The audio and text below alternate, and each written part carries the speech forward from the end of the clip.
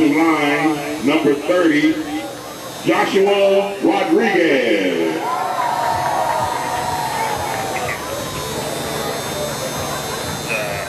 With Joshua on the field tonight is his mom, Molly Poveda, his dad, Joel Rodriguez, and his uncle, Samuel Valle. What'd you say? You was talking to me?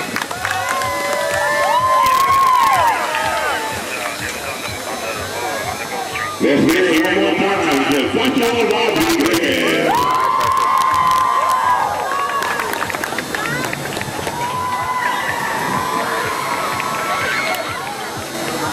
Up next is Middle School Reed, the also number 16.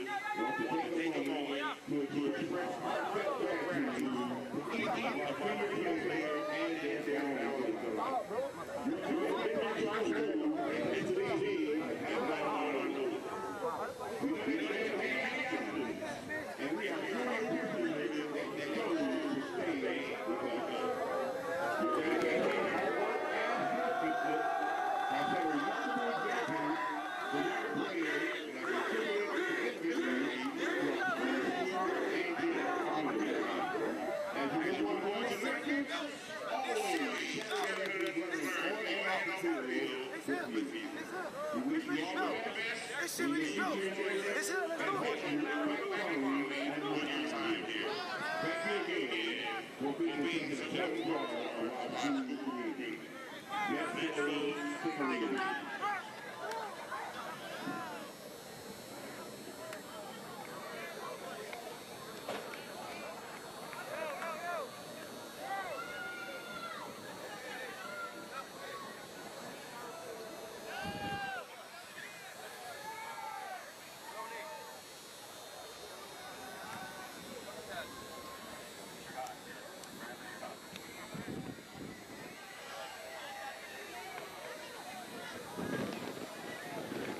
man, we ain't gonna have what we had Monday night, is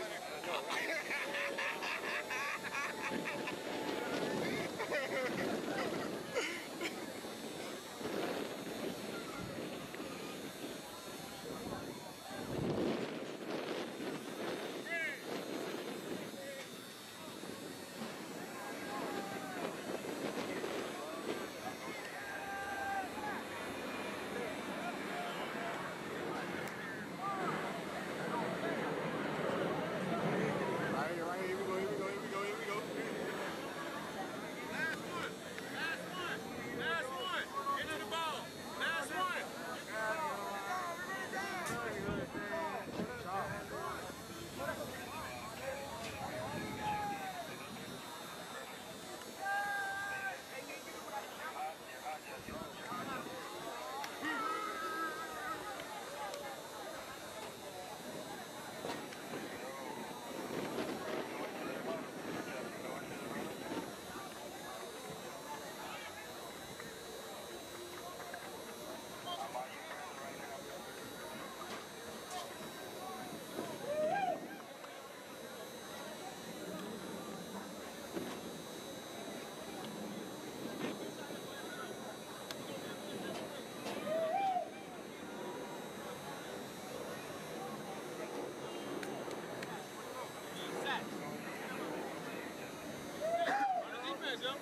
Run the defense, A2.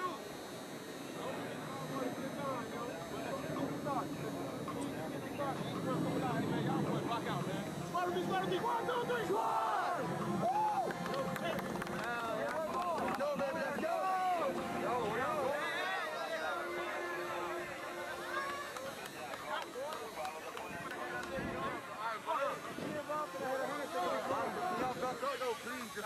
Which way y'all? Where you running to? Straight this way? Fuck them, bro. Fuck these kids. Fuck the house. We're going that way.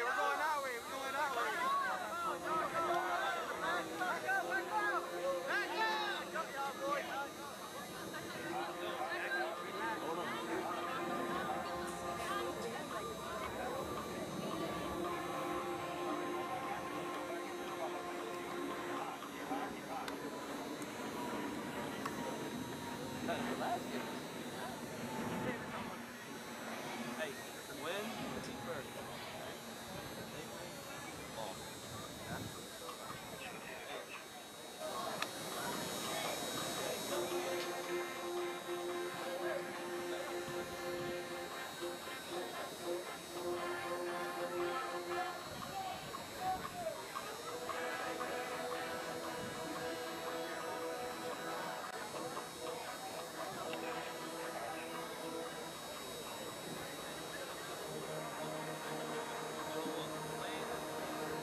Sportsmanship. That's the word preseason. We briefly started sportsmanship. We were talking about these student athletes showing their dedication and hard work, and we also mentioned their sportsmanship. Right. Sportsmanship, very important aspect of athletics. Sportsmanship is having my school, having pride in your team, but more importantly, having pride in yourself. Sportsmanship is also respect for the game and those who play. Miami-Dade County Schools reminding everyone to take on the responsibility of showing good sportsmanship here tonight. And to also know that lessons are best learned when sportsmanship are reported to everyone, as playing football is an extension of the classroom. Simply put, play strong, play hard, but most importantly, play fair. And with that, once again, ladies and gentlemen, boys and girls, welcome to the city of Miami's first park. high school football game. It's the game of the PMC Championship Series 2024-2025 edition. This is a familiar matchup. Matter of fact, this is a second matchup. Some people like to call it a rematch. We'll just call it a second matchup between two main teams. Tonight's matchup, we have the Oregon Cavaliers. They will be taking on the Miami Senior High Stingarees. The JC guards from the Miami Senior High School, they will be presenting the colors out on the field tonight. We're going to have some guards at the time the team takes place.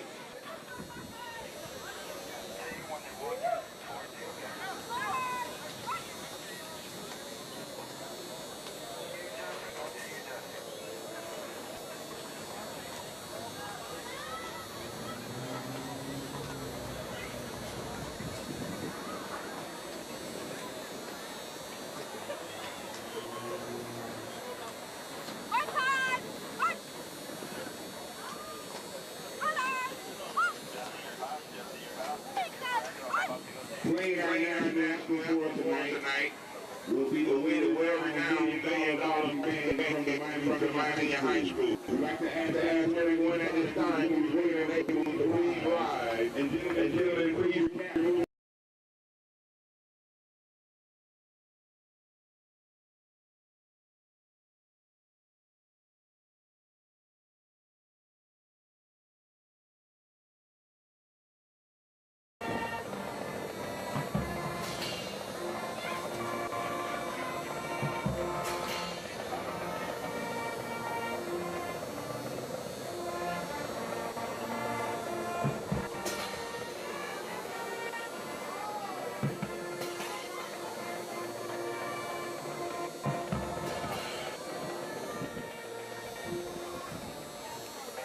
Hit me so I can go get another players with their hands up and they test.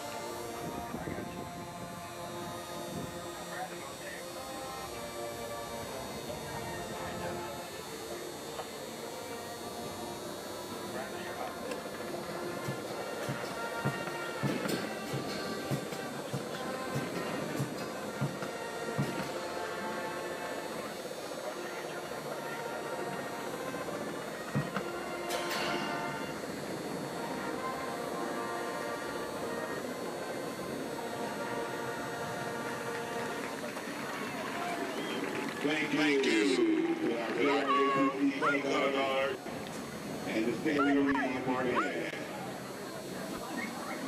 The captains are getting ready to meet with the officials at midfield.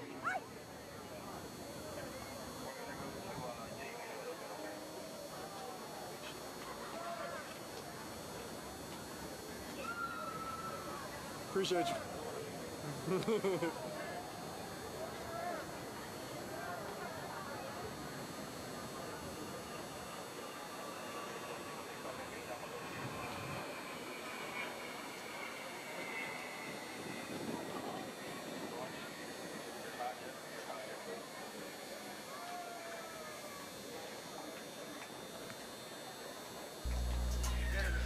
Good evening, ladies and gentlemen. Thank you for tuning in to HBCU Plus and the 305 Plus Network. I will be your play-by-play commentator this Friday evening, Jamie Nunez. It is a pleasure. Thank you for joining us here at Curtis Park. We have the Miami Senior High Stingarees going up against the Coral Gables Cavaliers.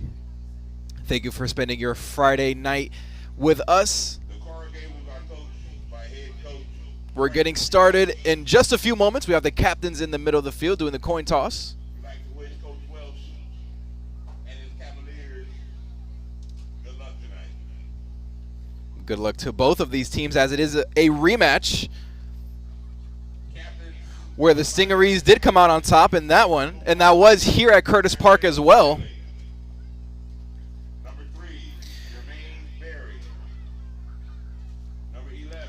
I spoke to head coach of the Stingarees, Dorian James, and he did let me know that Jermaine Berry did make a change not only on his uniform, but also on the field. Ladies and gentlemen, Jermaine Berry is now one of the new defensive backs of the Miami Stingarees, and he is also a wide receiver.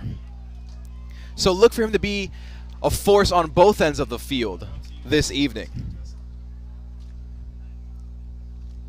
Certainly want to be on the lookout for wide receiver Xavier Flanders as well for the Miami Stingarees. Quarterback Marcus Smith. The sophomore, head coach Dorian James of the Stingarees did let me know that both quarterbacks should see some time today. Both Marcus and Ryan are going to be getting some playing time this evening. Going to be interesting to see how head coach Dorian James implements them. I wonder if we'll see them both at the same time on the same field, or whether they'll take turns. Let's see how head coach Dorian James does that. And the Stingarees are on the field. It is senior night for them, homecoming. They had a parade earlier. Lots of fun that was. That looked like a ton of fun. This game is getting ready to kick off. And while I was with head coach Dorian James of the Miami Stingarees, he did let me know that offensively the team wants to focus on what they do best, and that's run the ball. Trying to set up the pass game while they do it.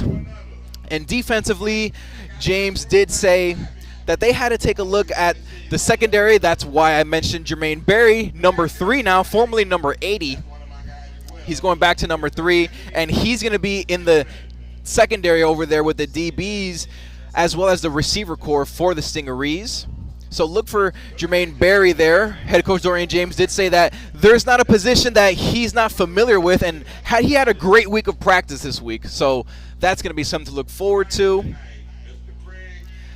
As for the Coral Gables Cavaliers, I did speak with head coach Frank Welsh prior to the game as well.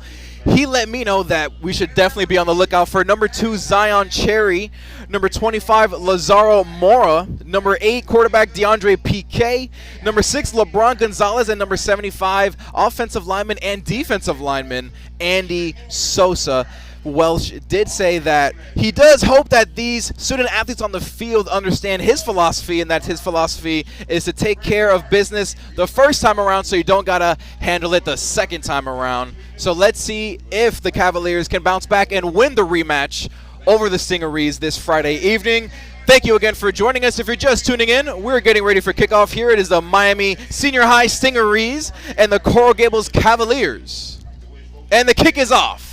The Coral Gables Cavaliers, are receiving. Have the ball on the 30, at the 20-yard line, about the 25-yard line. Give or take maybe 26. And that's where the Cavaliers will start off the game.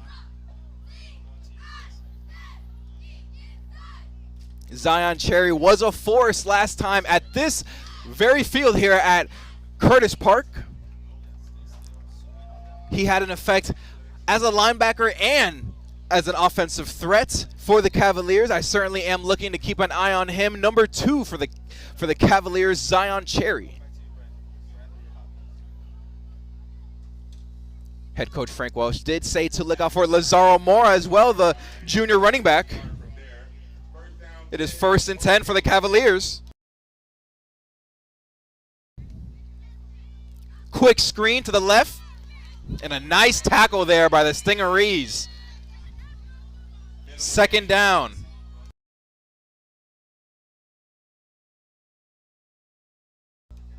Only a gain of 1 right there for the Cavaliers. Got things going right there to start the game with a screen. Going to be interesting to see how they start implementing the run game, not only in this first possession, but throughout the remainder of the game. And if you are just joining us here on HBCU Plus and the 305 Plus Network, thank you for spending your Friday night with us. I'm Jamie Nunez. This is the Miami High Stingarees versus the Coral Gables Cavaliers. It's a 2nd down. We have 3 receivers out to the right, 1 to the left. Shotgun formation. Running back right next to the quarterback. And he hands it off. Missed tackles. And he's still up for a gain maybe about 2 or 3 yards, but those were a very nicely done, well-earned Hard effort. 2-3 yards right there for the Cavaliers. And as you can see, the cheerleaders are trying to cheer their team on, give some team spirit tonight for the Cavaliers. It is now 3rd down for the Coral Gables Cavaliers. Let's see if they can get busy and start moving the chains for a 1st down and make their way to the midfield. Same formation as last play. 3 receivers to the right, shotgun formation. And 1 receiver to the left, running back in the backfield as well. DeAndre Piquet is a quarterback for the Coral Gables Cavaliers. He's dropping back. Another screen pass to the running back, and he's got space. He's got a 1st down and a little bit more. A stiff arm.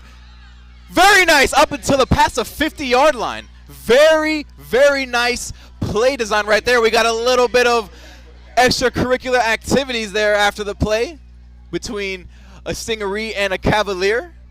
Very nice gain right there. That was a beautiful, beautiful screenplay and a design there by Frank Welsh.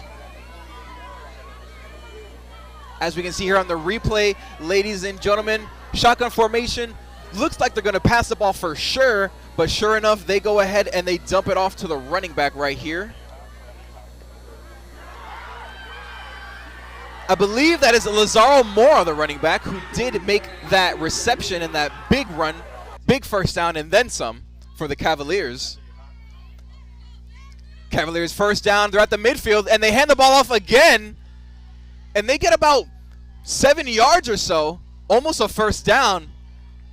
Great way to start the game right now if you are the Cavaliers. That is number 25, Lazaro Mora. That is exactly what head coach Frank Welsh of the Coral Gables Cavaliers told me to look out for. And unfortunately, we do have an injured Miami High Stingaree on the field. He does look like he is in pain. We hope he's okay.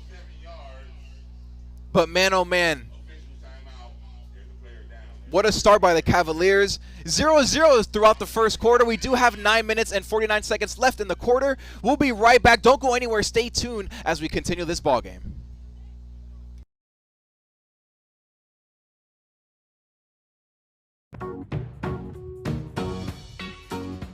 This is not just delivery. This is knowing even superheroes can use a sidekick. Walgreens. No charger?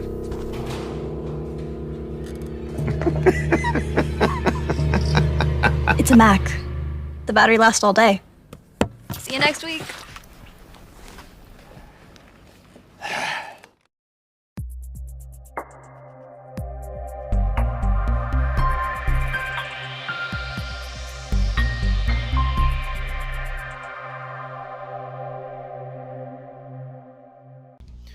Welcome back, ladies and gentlemen. Jamie Nunez here, your play-by-play commentator for tonight's game. Miami High Stingarees and the Coral Gables Cavaliers. Shotgun formation, 2nd down. Oh, we have too many men in motion. Oh, we have a timeout, actually, for the Miami High Stingarees. So we just came back from break, and the Miami High Stingarees went ahead and called another timeout because they did have an injury on the field, so it was an official injury timeout in the game. Thank you for joining us.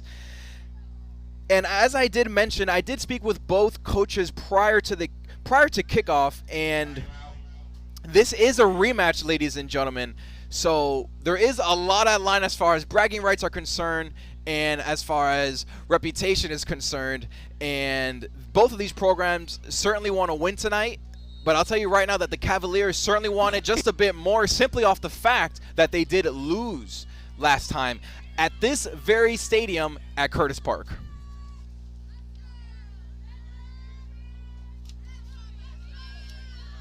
DeAndre Piquet is the quarterback here for the Cavaliers. They've been in shotgun formation each play so far this drive. 3 receivers to the right, 1 to the left. Running back in the backfield. Man in motion, number 7 for the Cavaliers. That's George Fernandez. And we have a helmet loose on the middle of the field. And that's exactly who the ball went to, was the man in motion, Jorge Fernandez. the senior wide receiver, number 7 for the Cavaliers.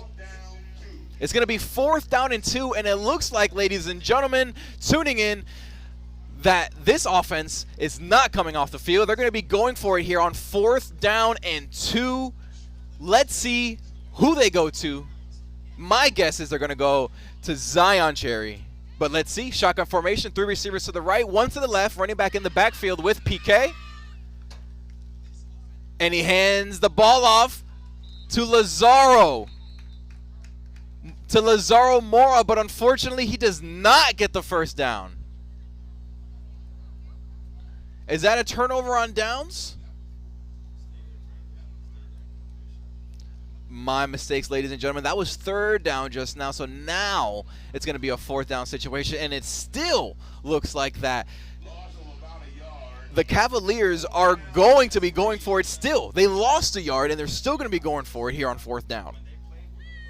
At least that's what it appears like from my point of view.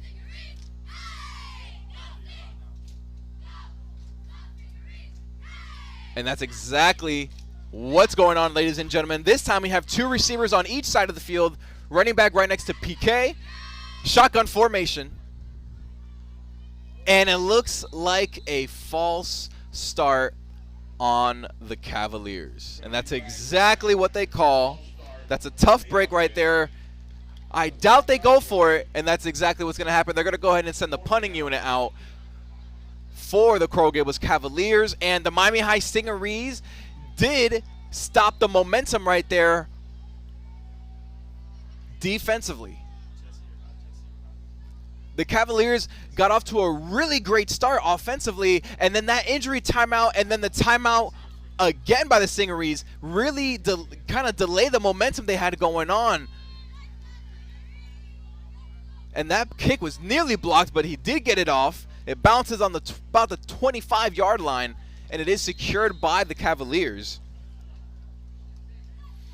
And it is going to be 1st and 10, Miami Senior High Stingarees. The score is still 0-0 if you're just joining us here on HBCU Plus and the 305 Plus Network. 7 minutes and 33 seconds left in the first quarter. We got the offense making their way, swimming their way onto the field. The Miami High Stingarees are looking to capitalize on the stop right there that was forced by the Stingarees. Forced to punt right there. And let's see how the Coral Gables Cavaliers defense looks this evening. Shotgun formation for the Stingarees, and Marcus Smith with a dot, but that ball it looked like it was deflected right there, and that ball was intended for number 3, Jermaine Berry. As I mentioned, Jermaine Berry did change his number, ladies and gentlemen, back home, tuning in from number 80 to number 3, and he is a defensive back as well as a wide receiver, so look for him to make some noise in the secondary as well as make some catches for this offense of the Stingarees. Shotgun formation again, 3 receivers out to the right. Actually make that 4. Man in motion right there is going to be number 1, Tyrell Snelling. And it looks like either offsides on the defense or a false start on the offense. And it is a false start on the Stingarees. Not an ideal start right there on the first drive of the game for the offense.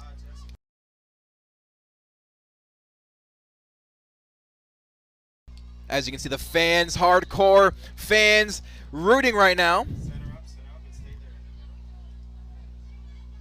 Making noise here at Curtis Park. It is going to be 2nd down. Shotgun formation, 3 receivers to the right, 1 to the left. Man in motion. So make that 2 receivers on each side of the field now. Checking in with the ref. Hands the ball off. And that appears to be number 0, Carlos Pavone, the junior running back. Getting his first rush of the game right there.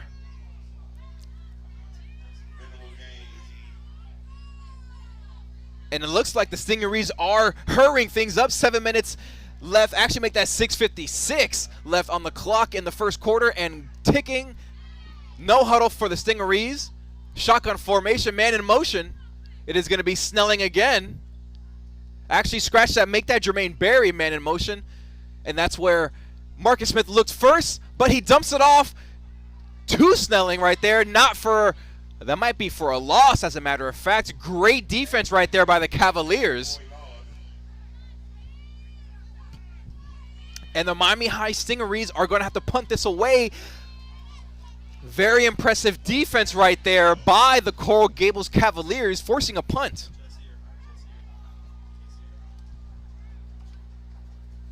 Wow, what a start to this game. Very defensive start.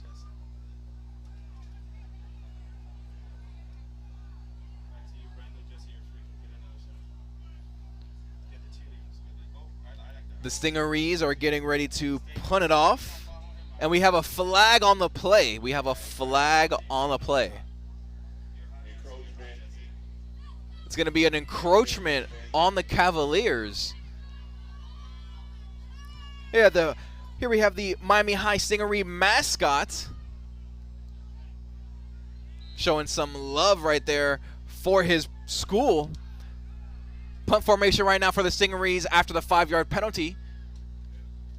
Man in motion again. Got some movement on front. I think they're going to call a false start. Believe they're going to call a false start on the Miami High Stingarees.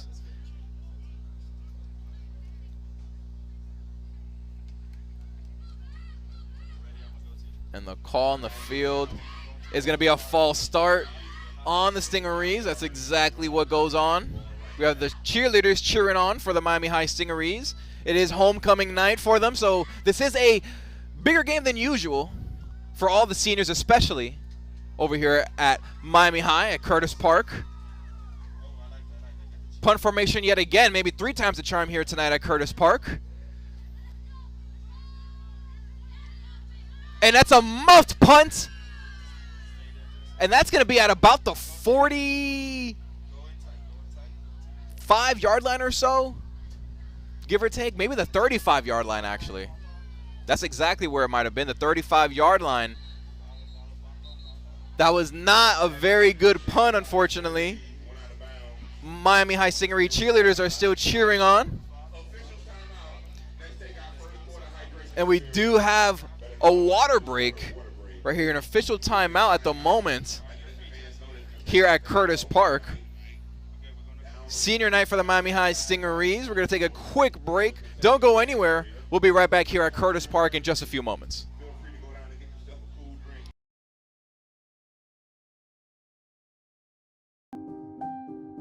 Something amazing is happening here. Climate researchers are weathering a data storm. That's because CDW transformed their devices and infrastructure with Lenovo ThinkPads and powerful edge-to-cloud solutions, delivering faster insights and increased performance, giving them the scale to stay ready for whatever's next. Make amazing happen. Lenovo and CDW.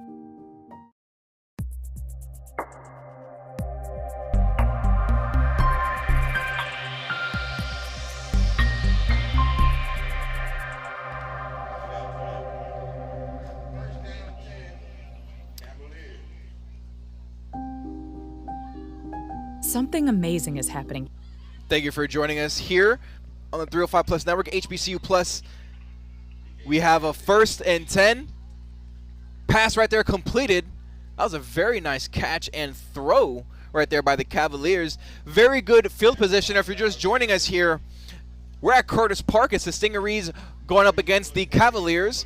And the field position is because of a muffed punt by the Stingarees.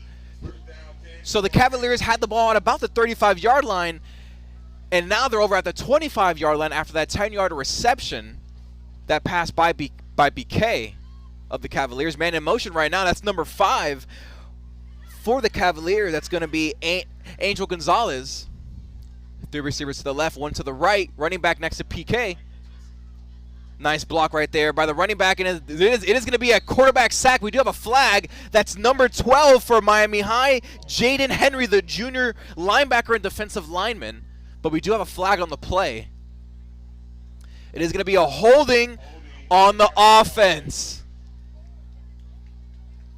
It is going to be a holding on the offense. 4 minutes and 58 seconds left in the game, in the first quarter, excuse me. And I believe they're discussing whether or not they want to accept this penalty right now in favor of Miami High, because they did get a sack.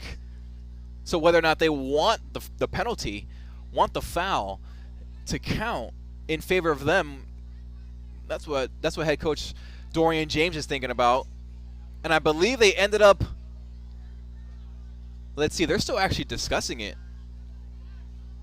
So they're going to go ahead and move the ball just a little bit further. Very interesting.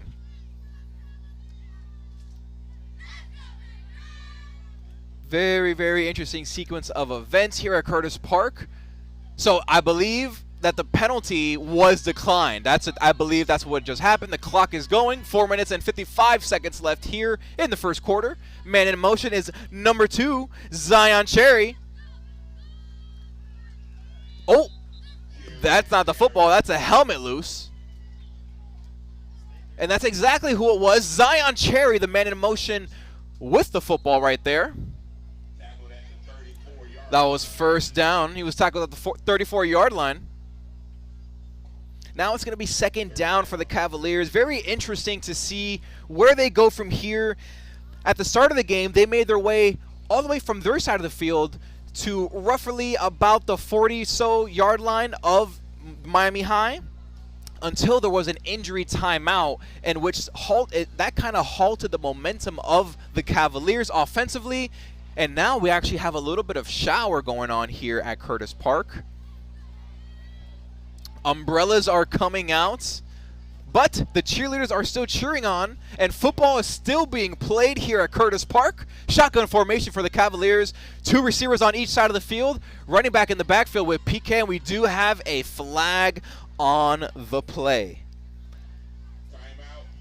Scratch that, not a flag. It's actually going to be a timeout for the Cavaliers with 3 minutes and 49 seconds left in the first quarter here at Curtis Park. Don't go anywhere. We'll be right back here on HBCU Plus and 305 Plus Network after a quick word from our sponsors. What did you think of the pitch I emailed you? Yes, the one that you emailed me. I remember. The pitch? Oh, Dog Days. What a title. Here we are. Very Victorian, which I loved. Unique relationship is formed. I love unique relationships. With a twist. I know, because I read it. Great. I'm going to tell them you're interested. I am genius.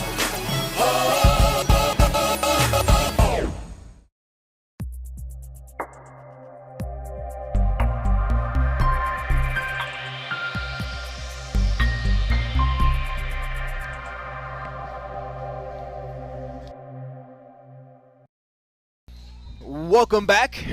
We are here at Curtis Park. If you're just joining us, my name is Jamie Nunez, your play-by-play commentator for this evening's matchup between the Coral Gables Cavaliers and the Miami High Stingarees. 3 minutes and 49 seconds left in the first quarter. It is going to be third down for the Cavaliers. Shotgun formation. We do have a screen pass. Very decent blocking at first, but that is going to be a large loss of yards right there for the Cavaliers. Not very good execution right there, unfortunately, on that third down. I like the play call right there, but unfortunately just didn't manifest into exactly what head coach Frank Welsh and the crew drew up. Now it's going to be fourth down for the Cavaliers. They are setting out the punting unit, and we have the Miami High Stingarees cheering on their squad as it is senior night, homecoming night for the seniors. Punt formation for these programs. Nearly blocked, and the kick is bouncing, and it was caught at about the 10-yard line for the Cavaliers with about 3 minutes on the dot left in the first quarter. Still scoreless. If you're just joining us, we are live here at Curtis Park. It's the Miami High Stingarees versus the Coral Gables Cavaliers. This is a rematch, ladies and gentlemen, in which round one did fall in favor of the Stingarees, and the Cavaliers are looking to even things up at 1 apiece in 2024. Spoke with head coach Frank Welsh of the Cavaliers, and I asked him, do these student athletes on the field understand the magnitude of this rematch? And he told me, I hope so. My philosophy is always take care of business the first time so you don't have to worry about it the second time. And I completely agree. Let's see if they handle business this time in which they didn't the first time here at Curtis Park. So it's going to be very interesting to see what exactly happens here. I spoke with Miami High Stingaree coach Dorian James, and he told me that he saw growth in both of his quarterbacks, Marcus and Ryan, and we should see both of them tonight. Both are very young and both on varsity for the first time, and he told them be patient and trust in the O-line. So look for these quarterbacks of the Stingarees to stay put in the pocket and trust in their O-line and deliver on-time passes to their playmakers in the open field. It is going to be first down for the Stingarees. Shotgun formation here. It's going to be a run, and he finds a hole, and he trucks one of the defenders right there of the Cavaliers. That's going to be number 5 for the Stingarees. Zechariah Smith, the senior wide receiver and defensive back. He did get the football in the backfield, though, that time. Very versatile athlete right there.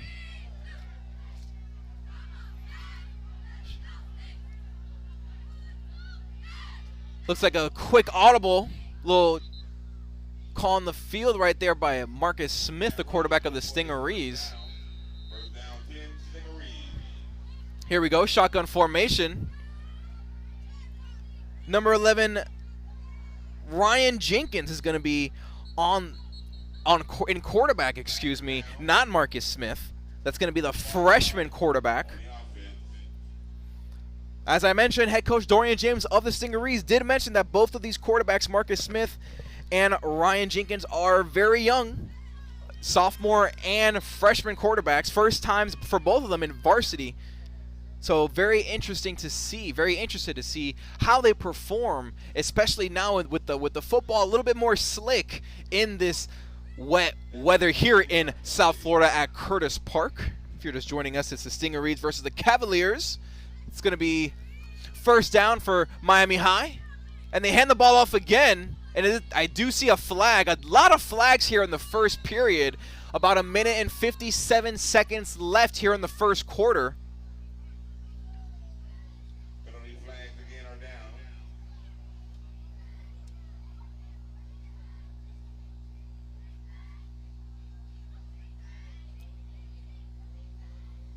It is going to be a penalty on Miami High, unfortunately. It is going to be a face mask on the offense. Not ideal considering you are pretty much at the 10-yard line. You're inside your own pretty much end zone at this point if you're Miami High. Long way to go for the Stingarees up to this point. It is still first down, though. Shotgun formation. Incomplete pass from Jenkins. I believe that was going to be intended for number 6, I believe. That's going to be Udonis Cordero.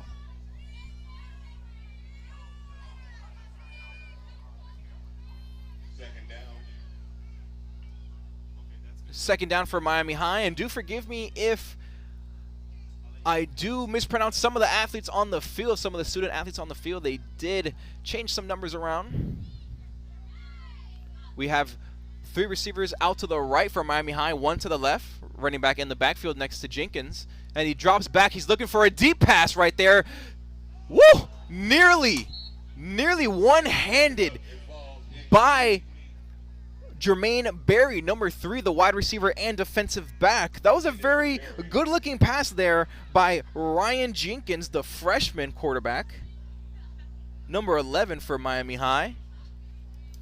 Pretty good defense as well. Got to give credit when credit is due for Coral Gables. Very, very slick showers right now. It's not pouring rain, but it is looks like a mist of sorts over here at Curtis Park. If you're just joining us, it is still scoreless here at Curtis Park. 1 minute and 5 seconds left in the first quarter. It is third down for Miami High. Shotgun formation for Jenkins. Man in motion. And he fakes it to the man in motion. It is a screen pass right now. But it looks like for a big gain. Missed tackle. Not a missed tackle. He completes the tackle right there. Very nice. I believe that was number 27 or 28 for Coral Gables with the tackle. And that was number 5, excuse me, of Miami High. That's going to be Zachariah Smith. As we can see here on the replay, ladies and gentlemen, the fake to the man in motion threw off the defense right here. Whoop, right there. All the attention goes there. And the fake right there sells it. Screen to the running back. Very nice gain. It is 4th down still, unfortunately, for Miami High, so they do elect to punt the football. Coral Gables defense is doing a fantastic job forcing punts for Miami High. And the punt is up. And we have a flag on the play. That's going to be on the Miami High Stingarees, unfortunately, for a hit on a defenseless receiver, it looked like. That's going to be perhaps 15 yards or so, maybe 10 yards. That's not a great start. Penalties on offense and defense for Miami High. Got to be better disciplined than that.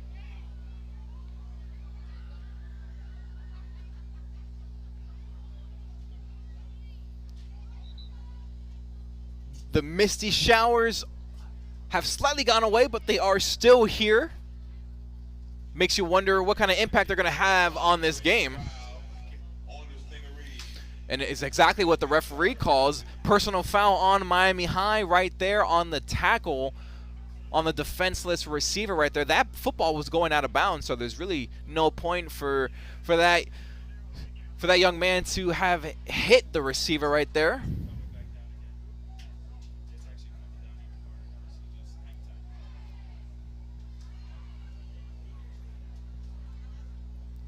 And that's going to be the end of the first quarter, ladies and gentlemen. If you are just tuning in, this is still a scoreless ball game at the moment here at Curtis Park. It is homecoming night for Miami High Stingarees, and you can see the cheerleaders here still cheering on very hard, although we do have misty showers here at Curtis Park. That's not stopping the fans or the cheerleaders. We'll be right back. Don't go anywhere here on 305 Plus Network and the HBCU Plus app.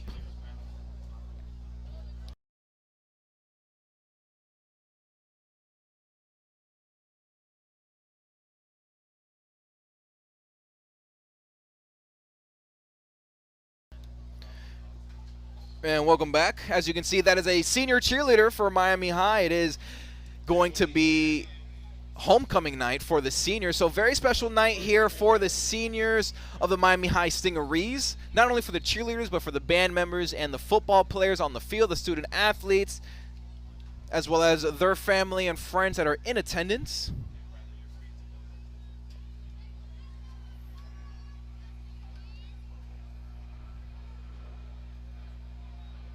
Umbrellas are out here at Curtis Park as the misty showers appear to be picking up slightly. Hopefully that's nothing that'll affect this game going on at the moment here at Curtis Park. If you're just joining us, my name is Jamie Nunez.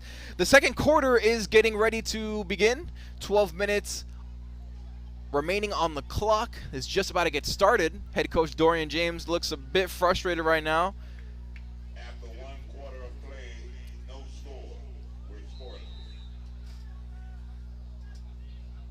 And we're back here at live action. Shotgun formation. We have DeAndre PK at quarterback for Coral Gables. One receiver to the left, two to the right. Fumbled snap.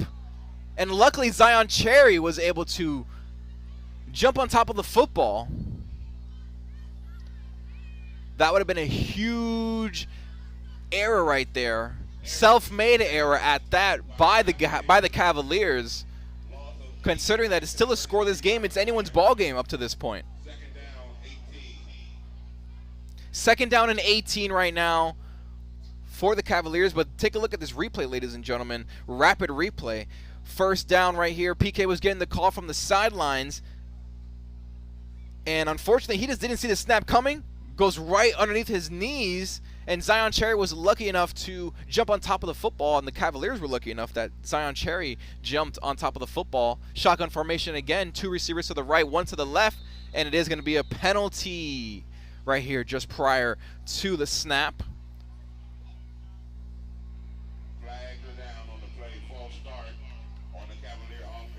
It is going to be a false start on the Cavaliers, moving them back even further. They just cannot catch a break.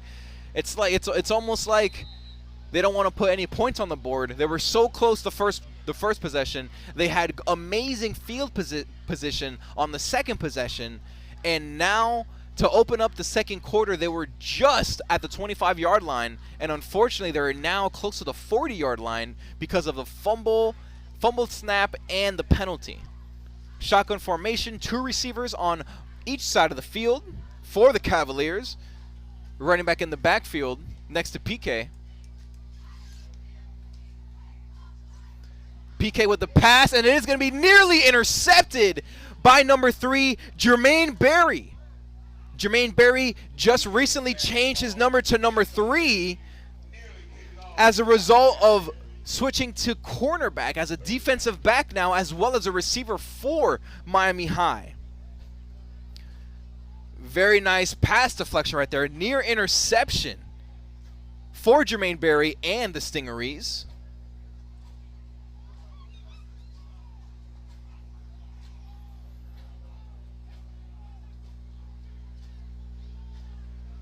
Misty showers here at Curtis Park. Still, that's not stopping these fans and the cheerleaders. Shotgun formation for PK. Another screen pass. That's going to be to Zion Cherry. Very nice gain. Not enough for a first down, but that is about 3 yards or so shy of the first down. And look at the misty showers here, ladies and gentlemen. It's not thick, hard rain, but it is kind of that annoying rain, if you will.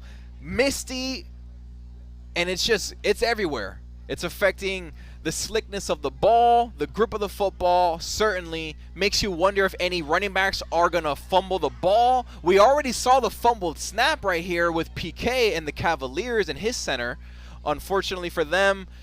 But they did jump on top of the football, and that's where we're at right now. So the Cavaliers are basically broke even, if you will, to start the second quarter. They're kind of back right where they started. They were at close to the 40. Now they're at the 26 or so yard line. We do have a timeout for Miami High. Head coach Dorian James does not like what he sees on the defensive setup of things.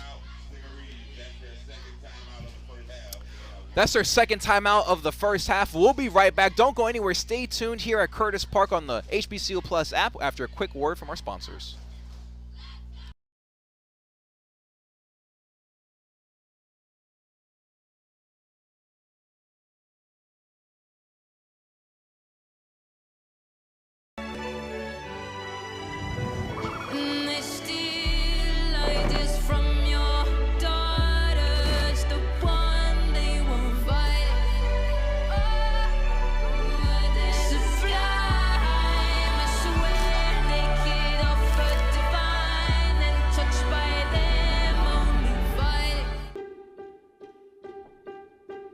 Something amazing is happening here.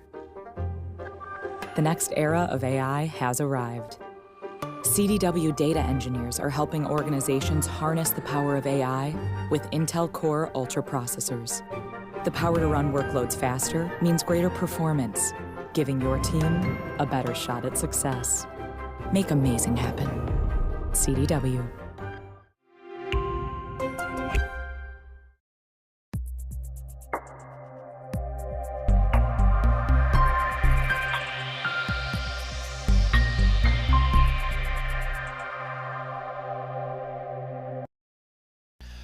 Ladies and gentlemen, welcome back here to Curtis Park. PK with a shot to the end zone. Flag! That's going to be pass interference right there on the Cavaliers. That was the first deep shot of the day by either program. And that's exactly what the call is on the field by the head referee. Pass interference. And that is going to be only 15 yards. That is not at the spot of the foul like it is in the NFL. Only 15 yards for the Cavaliers. Very good pass there by PK. Let's see what head coach Frank Welsh and the Coral Gables Cavaliers decide to draw up on this play. It is going to be first down for the Cavaliers, and they are very much in the red zone. They can attack at any moment with 10 minutes and 25 seconds left in the first half. Head coach Dorian James is expressing his frustration right now with one of his defensive backs. That's going to be number 25, Jaden Howard, the junior defensive back.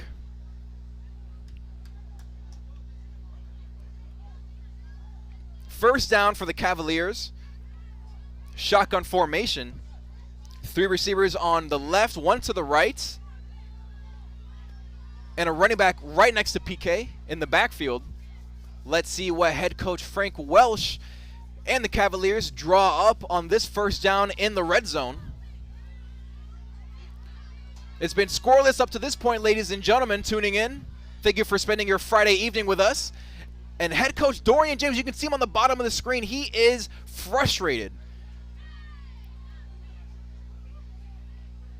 And he's not talking to the referees. He's talking to his student-athlete players on the field in the secondary right now. Seems like a bit of confusion. And here we go. First down for the Cavaliers. Hands the ball off. Very nice tackle right there by the Stingarees. I believe that was number 12, Jaden Henry, the junior linebacker and defensive lineman for the Stingarees. What a tackle right there. Still got some misty showers here at Curtis Park.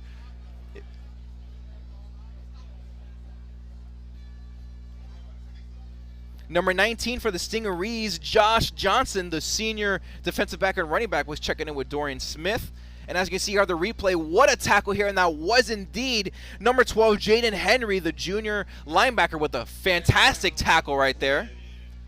Missed tackles can lead to touchdowns, and that's not what the Stingarees want right now. Shotgun formation, 2 receivers on the left, 1 to the right, running back in the backfield. And that's who pick. Well, he can't stop him. The running back is still on his feet. Excuse me, Jenkins with the handoff. Forgive me, ladies and gentlemen. The Stingarees are utilizing 2 quarterbacks this evening. Marcus Smith, the sophomore, and Ryan Jenkins, the freshman quarterback. These are both very young student athletes right now. This is their first time in a varsity program. So very exciting, and looking forward to seeing how they produce on the field today. 8 minutes and 56 seconds left in the first half. The Cavaliers are knocking on the door right here of the red zone.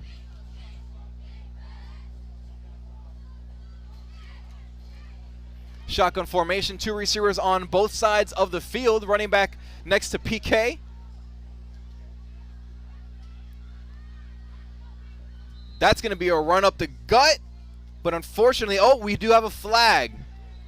I would imagine a personal foul on the Stingarees.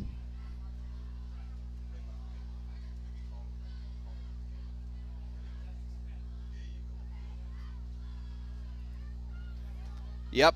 Actually, it's going to be a personal foul on the Cavaliers. So they're going to be moving backwards away from the end zone, which is not what they want.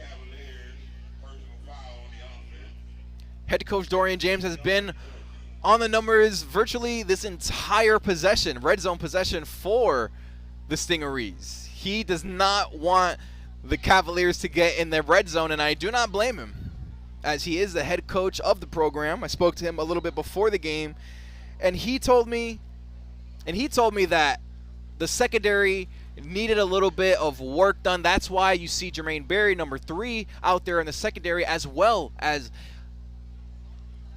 in the receiver room, because he is going to be lining up outside as a wide receiver as well as a defensive back for the Stingarees. So be on the lookout for number 3 on the defense right here. On 4th down, the Cavaliers appear to be going for it. And we do have, I believe, a timeout on the field, an official timeout or a Coral Gables timeout. can't quite tell, but this rain is coming down. The clock is ticking. 8 minutes left and counting in the second quarter of this game. Fourth down, money down, and Butterfingers, unfortunately, right there for the Cavaliers. That's going to be intended for, I believe that was number 5, Angel Gonzalez, the senior wide receiver, standing at 6 feet. And as you can see, that drop came with pretty good reason. Not that, we should have excuses in life or in football, but man, is it raining now. This mist has turned into a slight rainfall now. This rain is getting a little bit thicker, potentially causing some problems here. The umbrellas are out here at Curtis Park, but that's not stopping the Miami High Stingery fans or the cheerleaders from cheering on.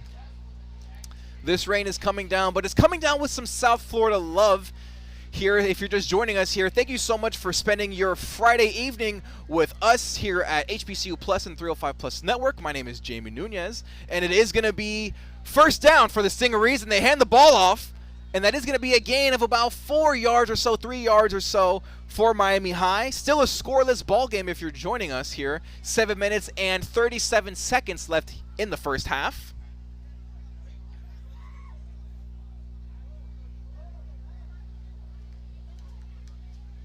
And we do have some hurry-up offense here for the Stingeries. Shotgun formation, 2 receivers on each side of the field and a running back next to Jenkins. And he's looking for the deep pass, and he's rushing the football, and he takes a big hit, 2 big hits. As he escapes the pocket, he does get a gain of a few yards, but at what cost? Those were some big shots that he took right there. Back-to-back shots there by Jenkins. And this defensive line is ready for the next down. As you can see here on the replay, ladies and gentlemen, Jenkins did take a couple big shots right here. He's looking deep, and he runs, and he takes 1 hit there and another hit there. Lands on his back. Great defense right there by the Cavaliers, because Jenkins was looking for the deep shot, but unfortunately he couldn't get it, and he opted to run up the middle, and unfortunately we saw what just happened. 3 receivers out to the right for Miami High, 1 to the left, running back in the backfield, and we do have a stoppage at the moment.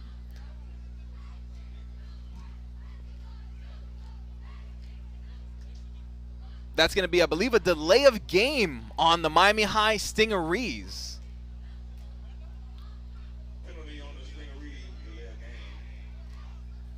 And that's exactly what was called here. Official timeout here. It's going to be a water break, hydration break here for both of these teams. 6 minutes and 19 seconds left in the second quarter. We'll be right back here on HBCU Plus. Don't go anywhere after a quick word from our sponsors. Hey, honey. What's all this? I had McDonald's money. Oh.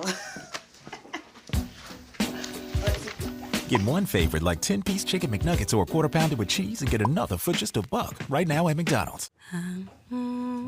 This is it. Our last night sharing a room. Tomorrow, we'll be in our new home. They told you buying a home would take years, but didn't help you start. Still, you kept trying. You'll have a yard to play in, a place to dream. Hope makes it happen. With tailored mortgage solutions, Hope Credit Union makes homeownership happen for thousands of people, regardless of income or credit. Brighter futures begin with hope. Welcome back, ladies and gentlemen. We're here live at Curtis Park. I'm your play-by-play commentator this evening, Jamie Nunez. It is the Miami High Stingeries versus the Coral Gables Cavaliers. It is third down for Miami High. Shotgun formation, 3 receivers, actually 4 receivers on the right, 1 to the left. No running backs in the backfield. Joining Jenkins, this is a freshman, ladies and gentlemen, his first time in varsity, and you're watching it live right now. Nearly intercepted by the Cavaliers. Risky pass right there by Jenkins. Nearly a pick 6 to the house for Coral Gables. And they do, in fact, have to send the punting unit, Miami High, as a result of that incomplete pass. That was third down.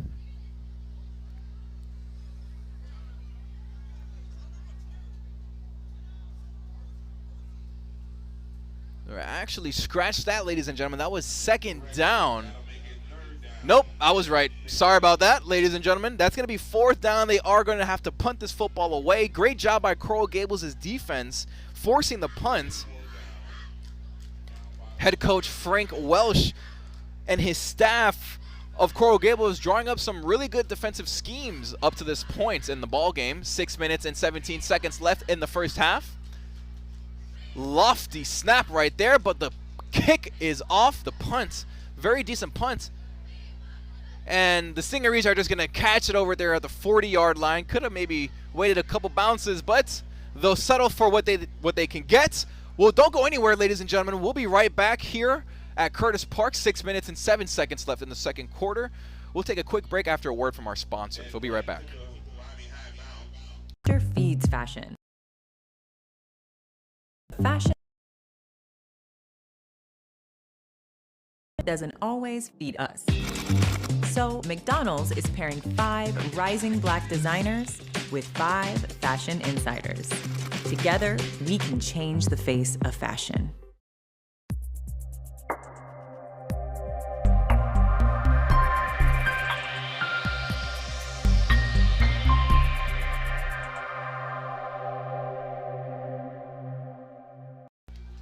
Welcome back, ladies and gentlemen. It is first down for Coral Gables. PK with the football. Quick screen pass. And he's going up the field, and he falls, slips and falls. I believe he has enough for the first down. Maybe a yard shy or so, but I believe he has enough for the first down right there.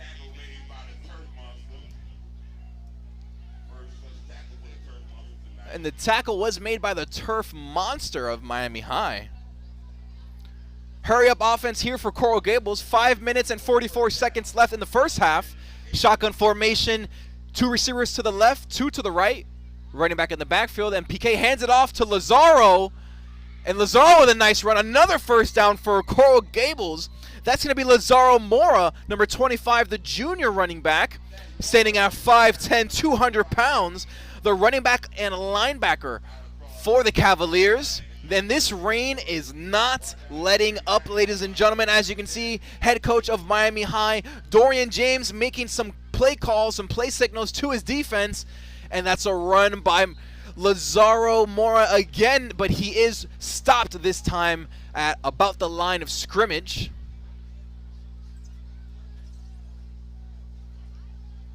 Head coach Dorian James making some calls again on the side of the field to his defense. And as you can see right there, head coach Frank Welsh talking to his offense and his quarterback in specific, DeAndre PK. PK has had a couple shots downfield, but for the most part, he's been settling for some bubble screen passes to his wide receivers and his running backs up to this point. Let's see if they continue to take shots down the field. One of them resulted in a pass interference call, which brought them to the red zone. But unfortunately, they couldn't capitalize on that. And unfortunately, we do have a flag on the play. It is going to be a false start on the Cavaliers.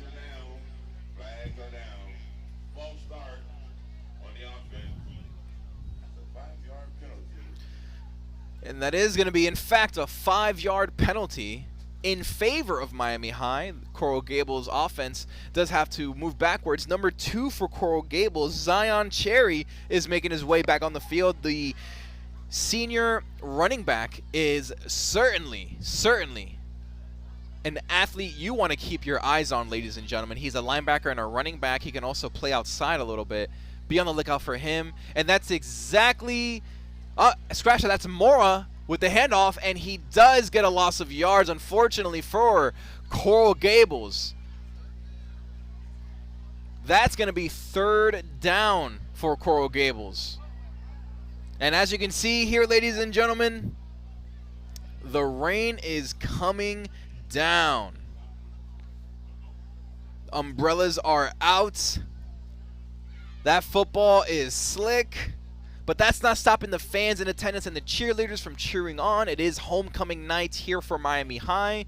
And the seniors here of Miami High and the Stingarees, the band members and the cheerleaders and the football players, they all got some flowers tonight and some recognition and some love for being seniors and graduating in 2024.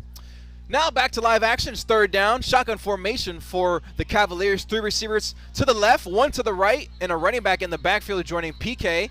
But we do have a timeout for Miami High, and head coach Dorian James does not like what he's seen. He has not been liking what he's seen in the defensive unit. The hat is off, and the hand gestures are there. I'm sure he has plenty of questions, and he wants answers. Why are you doing this, and why are you not doing that?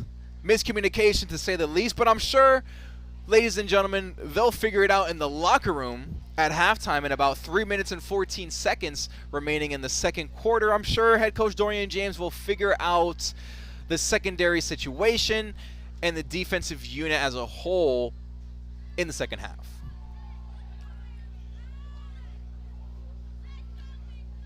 That timeout was worthy in head coach Dorian James's eyes right there. He needed to have that discussion with his defensive unit.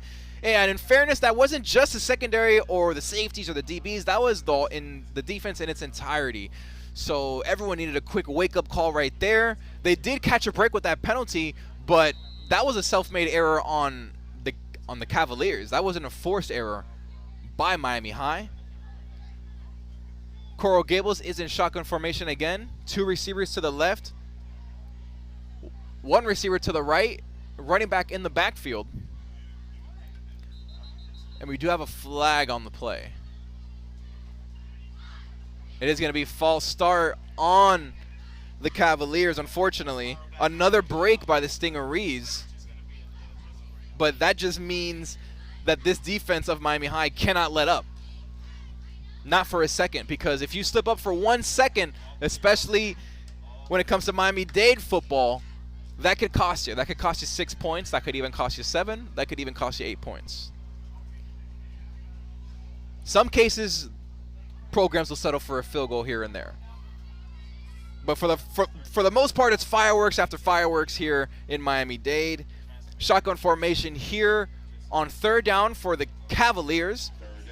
2 receivers to the left, 1 to the right, running back in the backfield next to PK, and he's running out to the right, scrambling to the right, and he's looking midfield, and that pass was incomplete to the sideline, out to the 40-yard line. That's going to be 4th down, and the Cavaliers are going to have to send out their punting unit again. A very defensive first half with 3 minutes and 6 seconds left up to this point.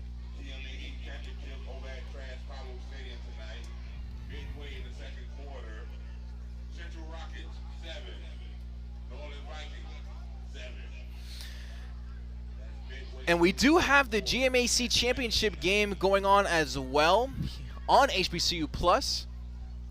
It is the Central Rockets versus the Norland Vikings. Right now, it is a 7-7 ball game in the second quarter.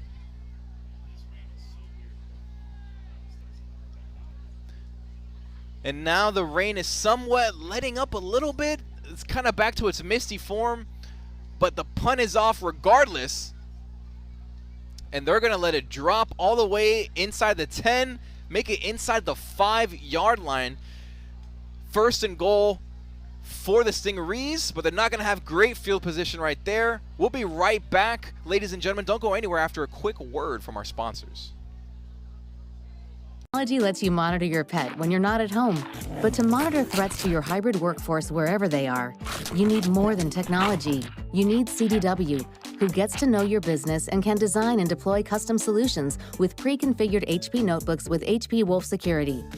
AI-enabled threat detection and remote management protect your endpoints 24/7, giving your defenses some real teeth. Bummer. HP makes always-on remote security possible. CDW. And we're back here at Curtis Park. First down for Miami High, and they hand the ball off for maybe about a yard or so, maybe 2 yards gain right there for Miami High. 2nd down now inside their own 10-yard line. If you're just joining us, ladies and gentlemen, first off, thank you for spending your Friday evening with us and myself. I'm Jamie Nunez, the play-by-play commentator for tonight's game. 2 minutes and 30 seconds left in the first half. It is going to be 2nd down for Miami High at Curtis Park. We are live Shotgun formation for Miami High. Jenkins is calling for the man in motion. And he hands the ball off for very little gain, maybe another yard or so.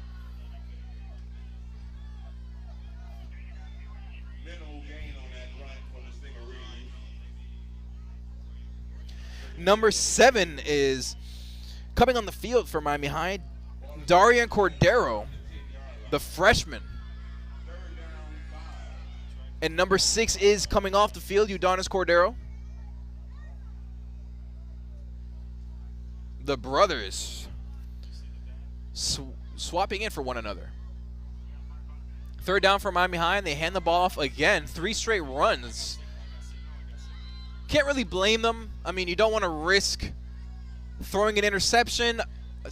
Obviously, with this weather, the rain right now making the football slick and slippery, not only for the quarterback, but for the receivers as well. So you're really a tip drill away from a pick 6, essentially, especially at this side of the field. So 3 straight runs right there for Miami High. They elect to trust in their defense and punt this football away to midfield in hopes of getting another stop and forcing another punt.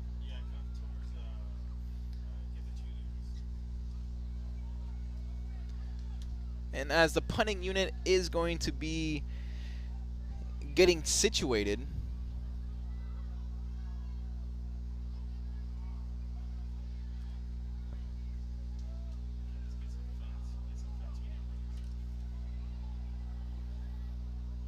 and the snap is off, and the kick is up, and it's actually blocked, I believe. That's a muffed punt. And that's going to be recovered by Coral Gables. A huge break by the Cavaliers right there. Handed by Miami High. Head coach Dorian James is shaking his head. As you can see here, ladies and gentlemen tuning in, the fans are not going anywhere, although there is South Florida showers here at Curtis Park. The fans aren't going anywhere. A lot of seats are filled, although it is Friday night. These people could be anywhere else, but they're right here at Curtis Park. Look at the seniors, the cheerleading staff, and the squad of Miami High. They're having a great time cheering on their team. Although there are some slight showers, it is homecoming night, so they are having a blast cheering on the Stingarees. It is going to be first down for Coral Gables after a blocked punt. And PK takes a shot to the end zone, and that's a touchdown for Coral Gables. The first score of the game. What a pass by DeAndre PK. And that was a touchdown reception for number 81, Kevon Caffey. The 6-foot wide receiver, weighing at 175 pounds, number 81, Kevon Caffey. As you can see here on the replay, ladies and gentlemen, PK looked there initially and didn't look back. What a pass and what a catch right there by number 81, Caffey.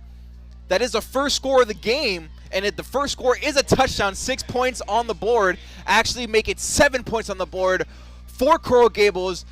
Great start for the revenge game. This is a rematch, as I mentioned earlier, ladies and gentlemen, if you're just joining us. Woo! What a play you just missed.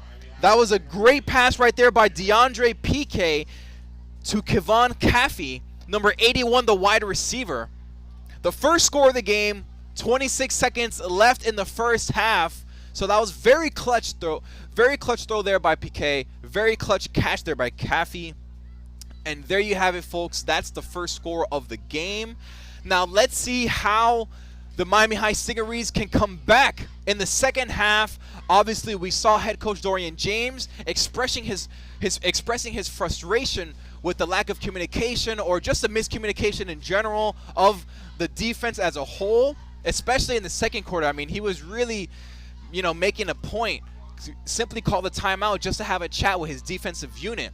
So let's see how Miami High comes out in the second half. Right now, Coral Gables is the first to strike, and they do have to kick it off, as there is 26 seconds left in the first half. And the kick is off. And it's bounced out of bounds, and that is going to be a flag.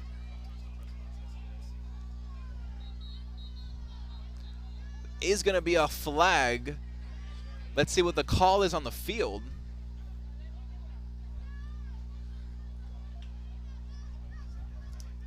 What a catch right there by Kevon Caffey for Coral Gables. And what a pass by DeAndre PK.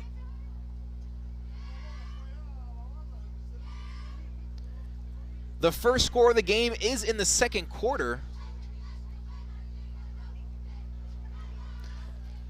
Let's see if Miami High can answer in the second half, or maybe they can answer right now. There is 26 seconds left in the first half. I don't doubt it for a second. This is Miami-Dade football after all, and we have seen some crazy things happen before, especially at this field. It was a late-night thriller last time here at Curtis Park between these two programs. That game ended at, I believe, it was around 12:30 at night. Last time here at Curtis Park with the HBCU Plus and the 305 Plus network crew. And ladies and gentlemen, be on the lookout for the rapid replays throughout the evening as well. At the moment, ladies and gentlemen, the referees do seem to be discussing the penalty because it was thrown initially, and they are moving the play.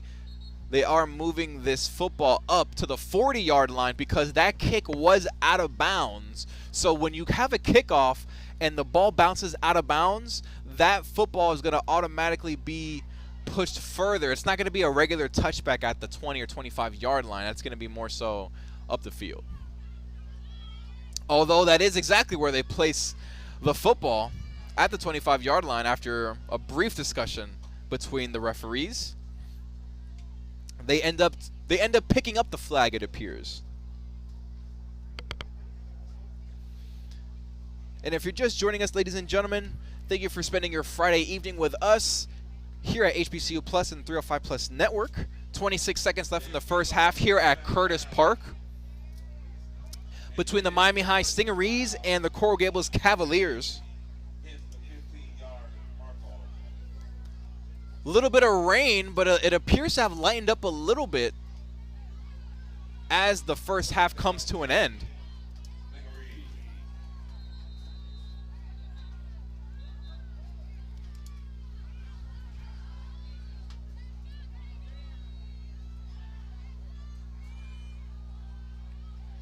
And it looks like head coach Frank Welsh and the Cavaliers have called a timeout, a brief timeout for Coral Gables and the Cavaliers. Head coach Frank Welsh wanted to talk to his team one last time. Perhaps not to let up any big plays, any Hail Marys. No funny business right now with 26 seconds left if you're head coach Frank Welsh and the defense of Coral Gables.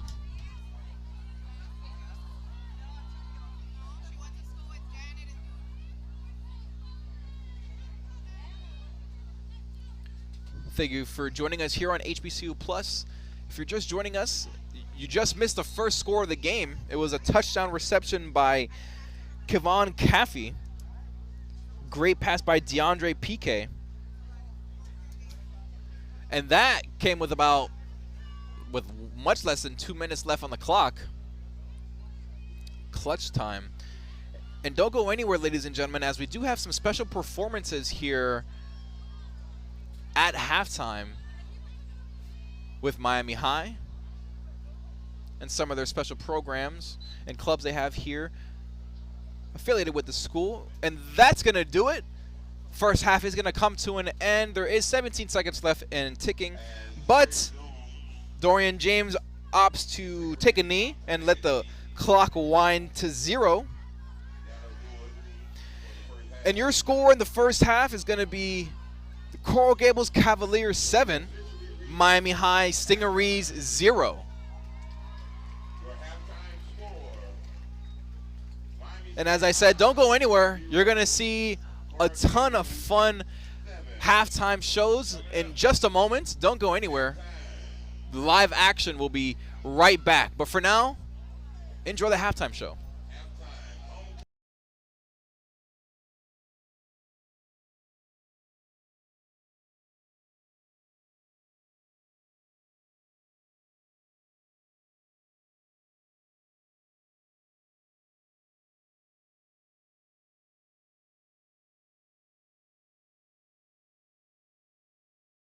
powerful. It's a big match for the National Women's Soccer League, and only the best will win.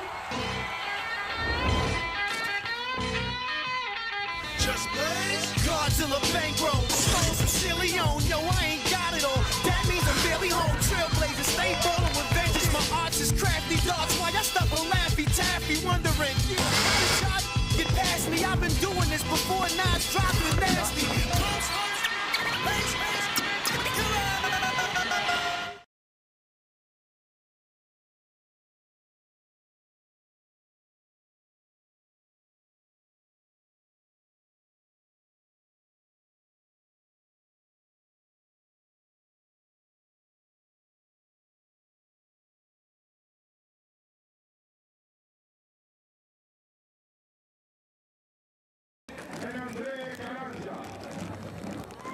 Captain and co-captain, Stephanie Cocoso and Ciayen.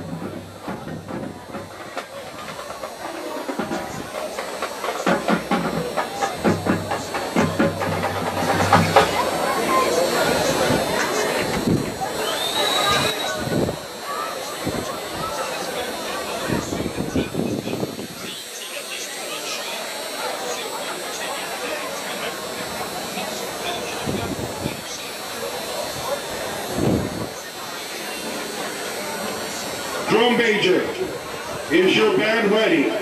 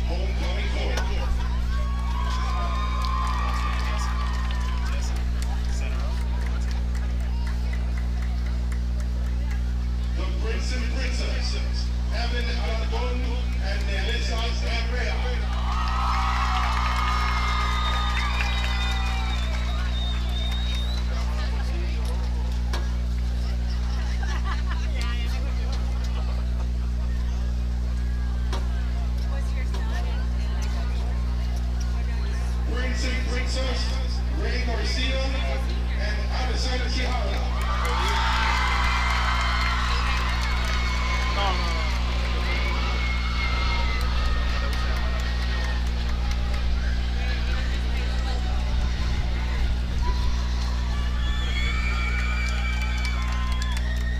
Prince and Princess Oscar Santos and Josephine.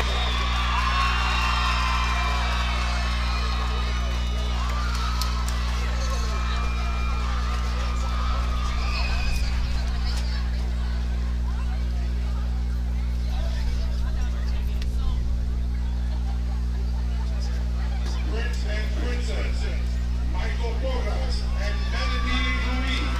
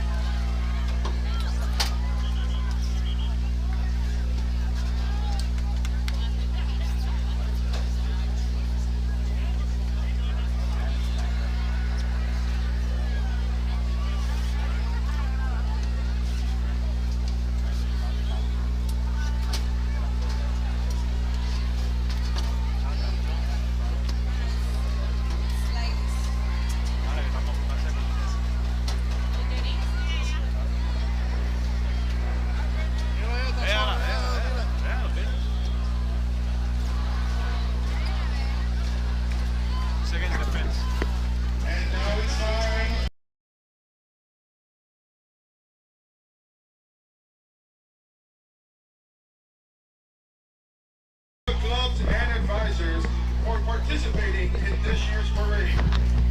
It was record-breaking.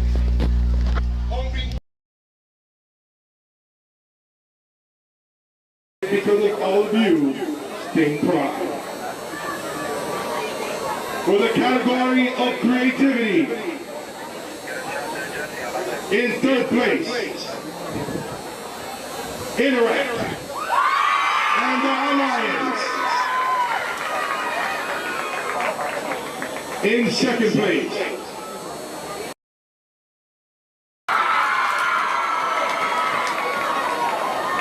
and in first place, WMHS and Beta.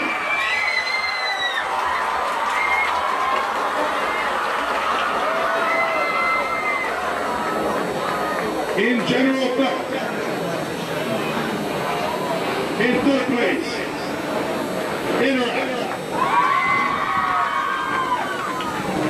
In second place, the Alliance and WMHS. And in first place, Beta and P-Club.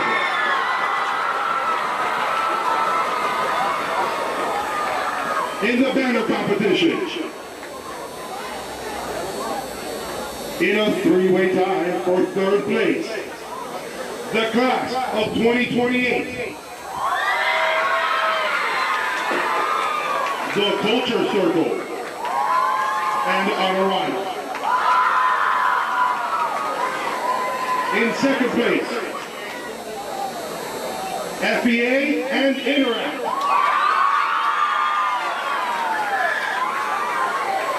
And in first place, for the first time ever, we have a four-way tie. The Alliance, Anime Nation, Beta, and WMHS.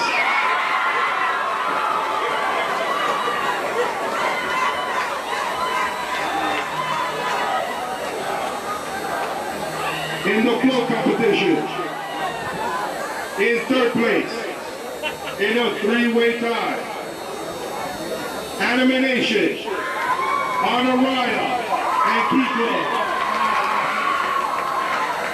In second place, WMHS. And in first place, Beta.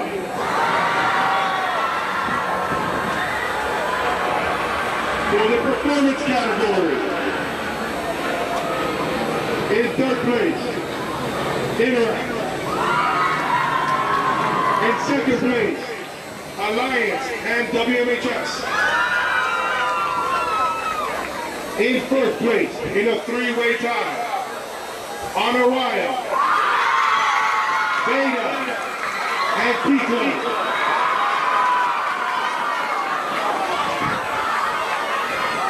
And overall, in third place, the Alliance. In second place, WMHS. And in first place, with a perfect score, Beta.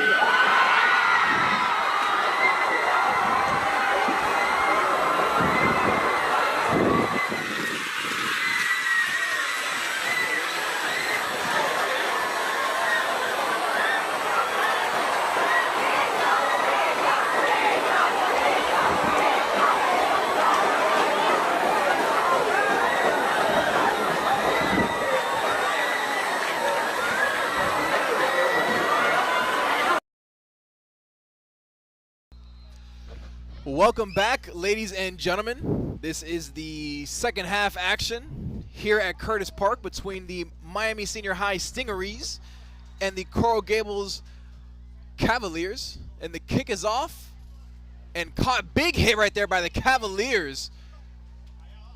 But the Stingerees still have possession, but that was a big hit right there by the special teams unit of Coral Gables.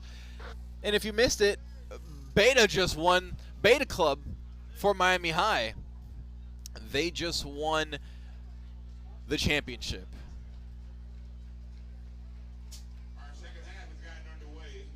And now this is first down for Miami High If you're just joining us here, 11:57 left in the third quarter.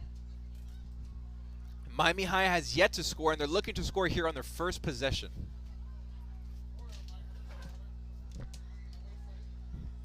Shotgun formation, and the ball is handed off. And that's a very nice gain. Very nice start to the second half for Miami High.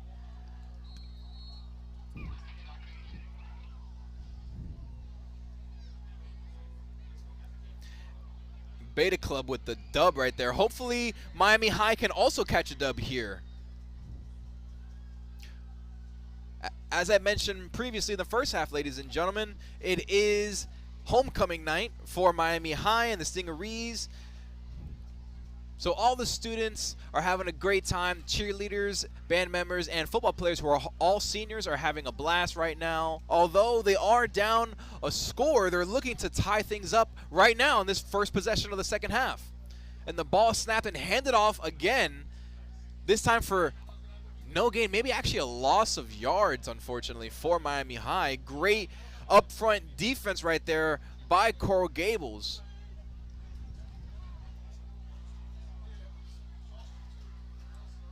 Fantastic tackling thus far by Coral Gables. Let's see if they can keep it up throughout the remainder of the second half. As you can see, head coach Dorian James right there on the sidelines. I know he had a pep talk with not only the whole team, but especially the defense after the first half display we saw on the sidelines. Shotgun formation for Miami High. 2 receivers on each side. Actually make it 3 on the right and 2 on the left. And Jenkins is juking defenders out of their shoes, and he nearly completes the pass. Not sure who that was intended to. He's still on the ground. That was going to be number 3, Jermaine Berry, and we do have an official's timeout. Unfortunately, at the moment, it's going to be an injury timeout, I believe. Well, it looks like number 53, who was down on the field, he looks to be up and actually hobbling off, jogging off on his own power. So that's amazing to see. You love to see that. And I believe they're waving off the official timeout. So we're going to go ahead and keep the clock rolling. 10 minutes and 22 seconds left in the third quarter. Miami High is looking to move the chains here. Third down for the Stingarees. Let's see what head coach Dorian James and the offense and the coaching staff opt to call here on this big third down here for Miami High. Ball snapped, shotgun formation.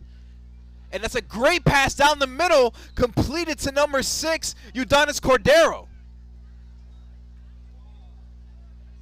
Great pass right there by Ryan Jenkins, the freshman quarterback.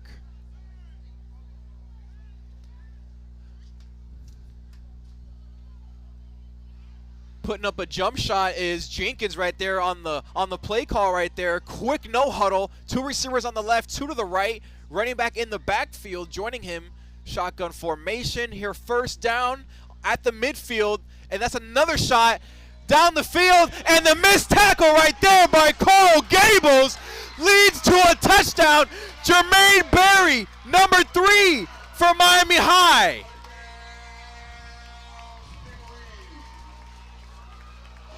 And the crowd is losing their mind. The cheerleaders are going crazy. The band is sounding off, and the fans are stomping their feet on the bleachers here at Curtis Park as the Miami High Stingarees just scored a touchdown. As you can see here on the replay, ladies and gentlemen, look at Jermaine Berry right there with the yards after catch. And he does the Cam Ward celebration to cap it off right there. Shout out to the Miami Hurricanes here. We are live at Curtis Park if you are just joining us. Unfortunately, we do have an injury on the field. We hope that that injured Cavalier is okay. But you did just miss a touchdown right there, courtesy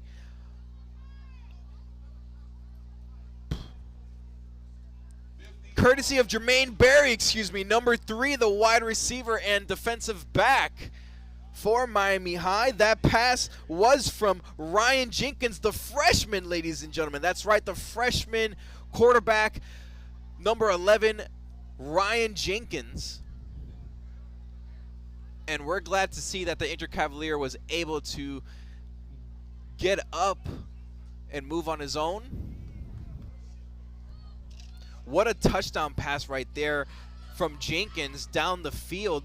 And then the missed tackle right there by the Cavaliers forced Jermaine Berry to score the long touchdown and took that bad boy to the house.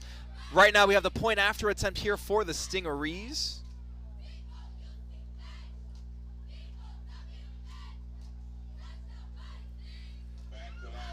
And number 55 for Miami High is running out to the field.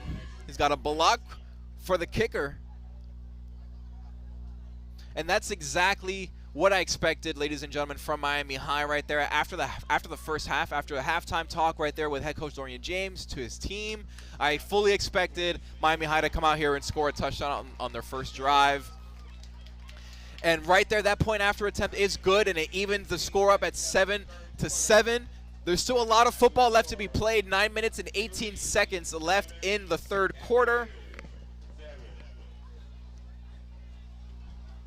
And we're just getting started here. It is going to be homecoming night here. You can see the cheerleaders dancing, and they'll keep cheering on when we come back from our quick break after a word from our sponsors. Don't go anywhere.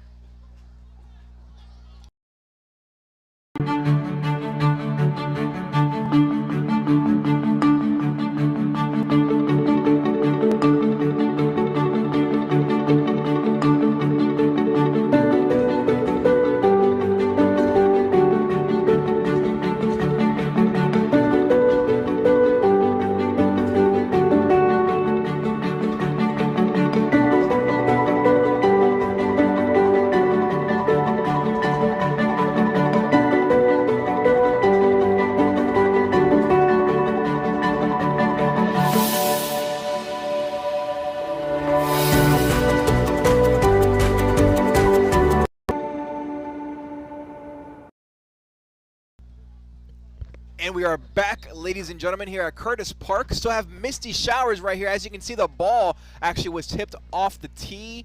So if that happens a few more times, ladies and gentlemen, we will have to have a player hold the football on the kickoff. But that doesn't happen this time, and the kick is up and off. And it is caught and actually fumbled out of bounds by the Cavaliers, but that doesn't matter. They will retain possession at about the 25 or 20-yard line or so. If you're just joining us, thank you for spending your Friday night with us here at HBCU Plus and the 305 Plus Network. I'm your commentator for tonight's matchup, Jamie Nunez, between the Miami Senior High Stingarees and the Coral Gables Cavaliers. So far, we have touchdowns from Kavon Caffey and Jermaine Berry, both wide receivers, and great throws from Cavaliers quarterback DeAndre Piquet, as well as Stingarees quarterback Ryan Jenkins. Head coach Dorian James did mention that we would see quarterback sophomore Marcus Smith as well, but we'll see when we see him in action tonight. Right now it's a handoff for Coral Gables, and that tackle is made after about a 3-yard gain or so by Miami High. Great tackle right there by number 12, Jaden Henry. Number 11, the defensive lineman and linebacker for the Stingarees. Folks, let's see what head coach Frank Welsh can dial up here in response to that first possession of the second half touchdown drive by Miami High. Let's see what DeAndre Piquet and the Coral Gables Cavaliers can draw up here. 3 receivers to the right, shotgun formation, 1 receiver to the left, and there is a running back in the backfield joining Piquet. First down here, and we do have a quick screen and a missed tackle right there by Miami High, and that's going to be a first down and then some, about a 17 or so yard gain right there for Coral Gables. That's a great play to start off the drive right there.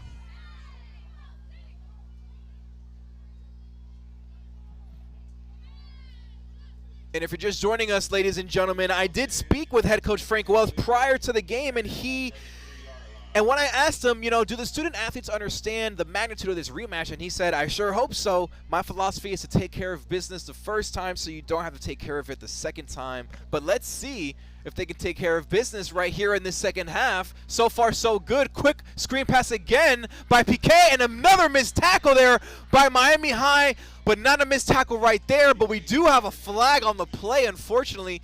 That tackle was made by, I believe, number 19 of Miami High, Josh Johnson, the defensive back. He is a senior, but let's see what this penalty is on.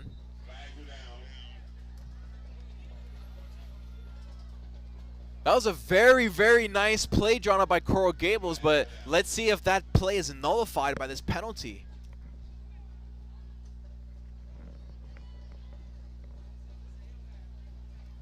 No word yet on the call. Once again, it's going to be a personal foul on Coral Gables, so they'll be moving back.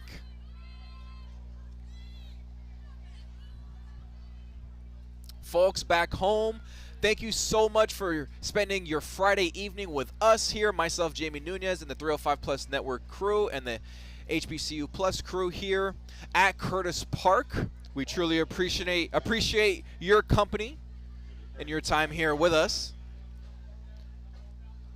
The umbrellas are starting to come down, but they're still up as there is still a slight drizzle here at Curtis Park. But both of these teams are off to solid starts offensively so far. Coral Gables is just about at the 35-yard line on their side of the field. Shotgun formation, 3 receivers to the right, 1 to the left. Running back in the backfield, and that's exactly where he hands the ball off to. And that's going to be no gain, perhaps a loss of yards potentially for Coral Gables right there. Great defense by Miami High.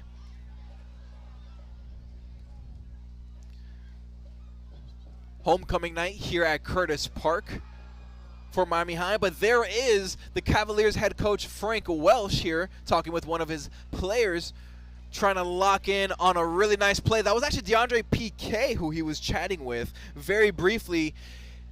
Let's see what head coach Frank Welsh draws up, and let's see if DeAndre Piquet and the offense can execute this play here on second down at about the 33-yard line, 34-yard line or so. Defense, slight shift. Timeout, Miami High. And head coach Dorian James is not thrilled in the slightest. He's a little bit animated at the moment, if you will. Again, over his defense. And as you can see, head coach Frank Welsh also in distress. Hand to the forehead, scratching the head. Basically saying, what are we doing, guys? We got to lock in. It's the second half. 6 minutes and 57 seconds left in the game. 7-7 ball game. It's still anyone's ball game here. And ladies and gentlemen, thus far we do have touchdowns from Kevon Caffey on a great pass from DeAndre Piquet for Coral Gables. And then we do have Jermaine Berry on an amazing yards after catch touchdown from Ryan Jenkins, the freshman quarterback. Very, very, very impressive stuff so far from Ryan Jenkins. And that touchdown by Jermaine Berry was a result of a few missed tackles by Coral Gables. So it just makes you wonder, you know, if those tackles were made, you know, would they be tied up right now at the moment? And right now PK is scrambling to the right, and he's throwing the ball out of bounds. That ball was intended for number 2 of Coral Gables, Zion Cherry. Ladies and gentlemen, Zion Cherry hasn't necessarily done a whole lot right now thus far in the ball game, but definitely do not keep your eye off Zion Cherry, because he was one of the individual student athletes that showed out last time on the initial matchup between Miami High and Coral Gables at Curtis Park at this very field. Zion Cherry had himself a ball game. He had some tackles as a linebacker, as well as a touchdown and some big-time receptions and rushes on the offensive end. Shotgun formation here for Coral Gables, and PK drops it down, and that was nearly intercepted right there by Miami High. A number of screens so far this possession for Coral Gables, and that ultimately leads to 4th down and the punting unit coming out for Coral Gables, and the Cavaliers. Head coach Frank Welsh, I'm sure, is not pleased with that possession right there with his offense. And on the other hand, I'm sure head coach Dorian James is thrilled to see his offense get back out there on the field, courtesy of his defense forcing the punts. As you can see, it is homecoming night here. The band of Miami High is jamming out here at Curtis Park.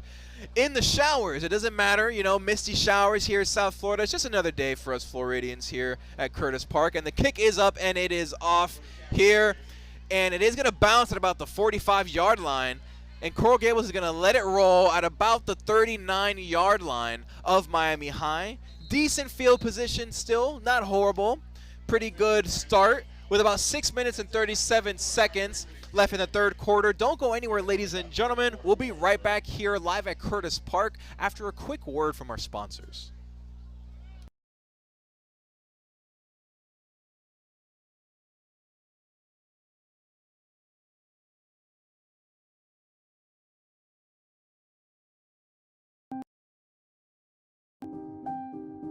Something amazing is happening here. Climate researchers are weathering a data storm. That's because CDW transformed their devices and infrastructure with Lenovo ThinkPads and powerful edge-to-cloud solutions, delivering faster insights and increased performance, giving them the scale to stay ready for whatever's next. Make amazing happen. Lenovo and CDW. And we're back here live at Curtis Park. I'm your commentator, Jamie Nunez, here with HBCU Plus and 305 Plus Network. Shotgun formation here for Jenkins, and the Stingarees hands it off. That's going to be to, who's that going to be to right there? I believe that's going to be to number 6, Udonis Cordero. Well, that may have been number 1, Tyrell Snelling. Not entirely sure. I do apologize, ladies and gentlemen, back home. As you can see here on the sideline, head coach Frank Welsh here, head coach of Coral Gables Cavaliers. He's locked in, looking to see what his defense is going to do here. Low snap, but still caught there by Jenkins, and what a great run there. I believe that's Carlos Pavone for Miami High, and that's exactly who it is. That's going to be Carlos Pavone. It looked like he was begging to stay in the game, begging head coach Dorian Smith, hey, don't let me out, feed the hot hand, and I don't see why not. I would think that Carlos Pavone gets his football again.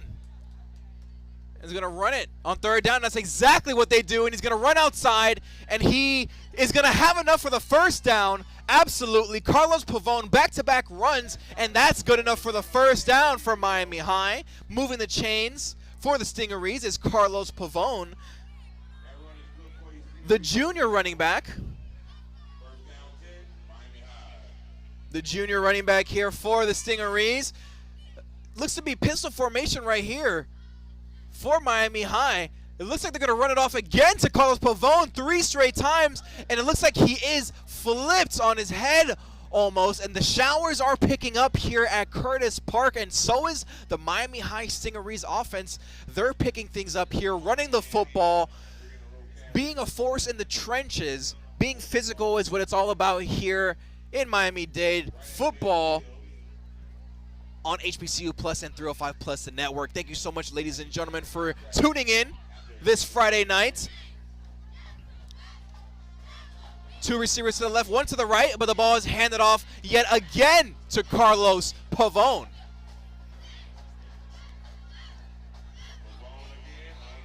This will be a gain about 4 yards or so. Very efficient running right now so far from Pavone. Unfortunately, number 58 for the Stingarees is hobbling. That's going to be Christian Castro, the senior defensive lineman, offensive lineman, and linebacker. Very versatile young man, and that's going to be a costly loss there if he can't join the game again for Miami High. Third down. Let's see what Miami High dials up here. Jermaine Berry on the top of the screen. Shotgun formation, two receivers to the left, and we do have offsides on the defense, I believe. That's going to be encroachment or offsides on the defense, certainly. Encroachment, exactly, is the call. On the Coral Gables defense, that's going to be the call. And the clock is still ticking. 3 minutes and 46 seconds left in the third quarter, ladies and gentlemen. This is a big possession here for Miami High. Offensively and defensively, huge possession here for Coral Gables. Shotgun formation, man in motion for Miami High, 3 receivers to the left. And they hand the ball off to Carlos Pavone again, and he gets about 5 yards or so. 4 to 5 yards or so. Pavone has found his rhythm here. Pink gloves for Carlos Pavone, supporting and bringing awareness to Breast Cancer Awareness Month. It is October. Shotgun formation here for Jenkins. 2 receivers to the left, 1 to the right, and the ball is handed off again to Pavone. And they are absolutely feeding Carlos Pavone. Jenkins looking over to head coach Dorian James, asking for the next play call. They seem to be dialing it up. The O-line is ready to go. Number 1, Tyrell Snelling, the junior linebacker, is checking back in the game.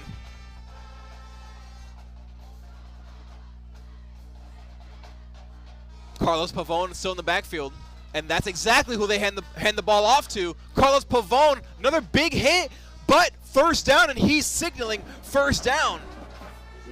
Keep feeding the man, says Carlos Pavone.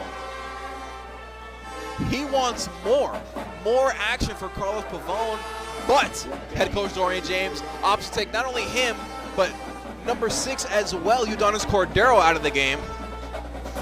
It is going to be 4th down for Miami High. That is very much the reason.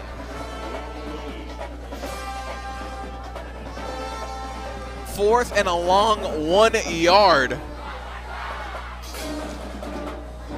And it looks like something's being drawn up here by Miami High. Potentially a fake punt, perhaps. 4th and 1. At a little bit past the midfield, I wouldn't be surprised if we see a fake punt here, ladies and gentlemen. Actually, and they end up to go for it. That's going to be a timeout. Timeout on Miami High. Interesting timeout right there. It's going to be a timeout, Miami High. With about a minute and 28 seconds left in the third quarter. It's a 7-7 ball game, ladies and gentlemen. As I mentioned, we do have touchdowns from Jermaine Berry and Keon Caffey.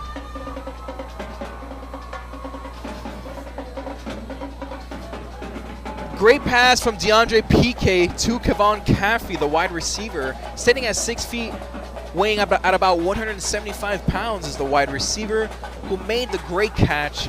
And then on Miami High's side of things, Ryan Jenkins, the freshman quarterback, with a very nice touchdown pass down the middle to Jermaine Berry, and Jermaine Berry did the rest with the yards after the catch. He got at least about 35 yards after the catch right there after the fact. And we're back to action. And Pavone gets the ball again for positive yardage again. Mean runs. And that was a big 4th down conversion right there by Miami High. Huge possession right there. Huge play call right there by head coach Dorian James and the Miami High coaching staff right there. Tyrell Snelling checking out of the game. Zachariah Smith checking in the game. The senior wide receiver defensive back. Would not be surprised if they go to the senior on homecoming night Here, number 5 of the Miami High Stingarees here, Zachariah Smith. Carlos Pavone is the hot man at the moment. And you know what they say, keep feeding the hot hand. The junior running back, Carlos Pavone, may just get the ball again right now. And it's a fake to Pavone and a pass that is complete to number 7 of Miami High, Darian Cordero, the brother of Udonis Cordero, the freshman. Darian is a freshman, but Udonis is in fact a junior. Celebrating his brother's graduation, his homecoming of being a senior here at Miami High. Sting pride, as they say. We do have shotgun formation. We do have a jumbo set right here. 3 receivers to the left, 1 to the right. Pavone is right next to Jenkins. And it looks like we have the end of the third quarter, folks. That's what we reached. End of the third quarter. The fourth quarter is among us. The last 12 minutes of regulation, folks, is underway. As you can see, the Miami High Stingarees cheerleaders are having a blast right now. It is senior night, homecoming night for them. As you can see, there's whipped cream on some of the student athletes here.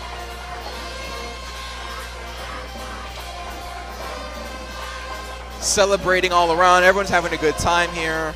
Pulling pranks, dancing, singing, playing instruments. They're jamming out. They're having a great time here at Curtis Park.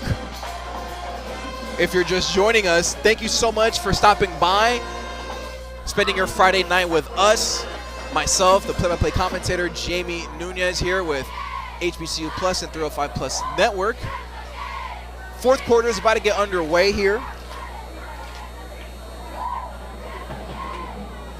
So far, DeAndre Piquet has 1 touchdown pass, and that pass was to Kavon Caffey.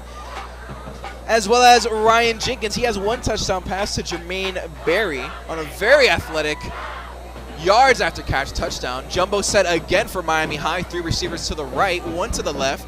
Carlos Pavone in the backfield next to Jenkins, but we do have the refs blowing the whistle. Looks like they're just having a quick discussion.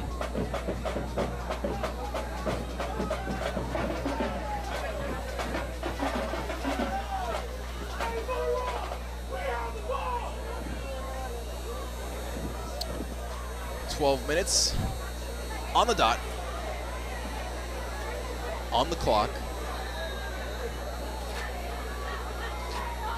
Jumbo set yet again, and they hand the ball off to Pavone. Nice tackle right there. I believe I do see a flag. Scratch that, no flag on the play. Pavone did carry the football, and that was nearly enough for a first down.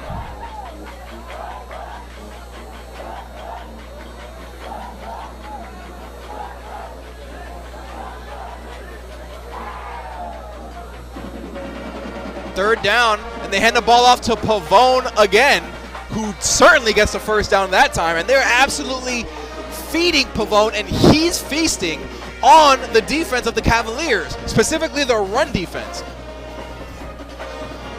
The front defensive line of the Cavaliers just cannot contain Pavone right now at the moment. Big shout out to the offensive lineman of Miami High as well. Tyrell Snelling is checking into the game. 2 receivers lined up to the right, 1 receiver to the left. Carlos Pavone is the man in the backfield, as well as Snelling. Let's see if they hand the ball off again to Pavone, and that's exactly what happens. Maybe a gain of about 1 or 2 yards right there for Pavone.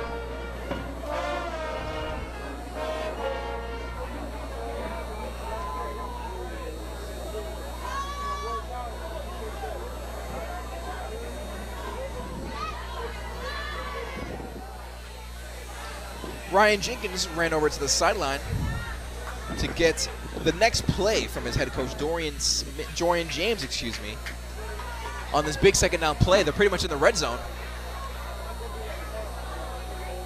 And that's going to be a shot in the end zone. And that pass is incomplete right there. Nice looking throw right there by Jenkins, but unfortunately, the Stingarees were unable to come up with the football.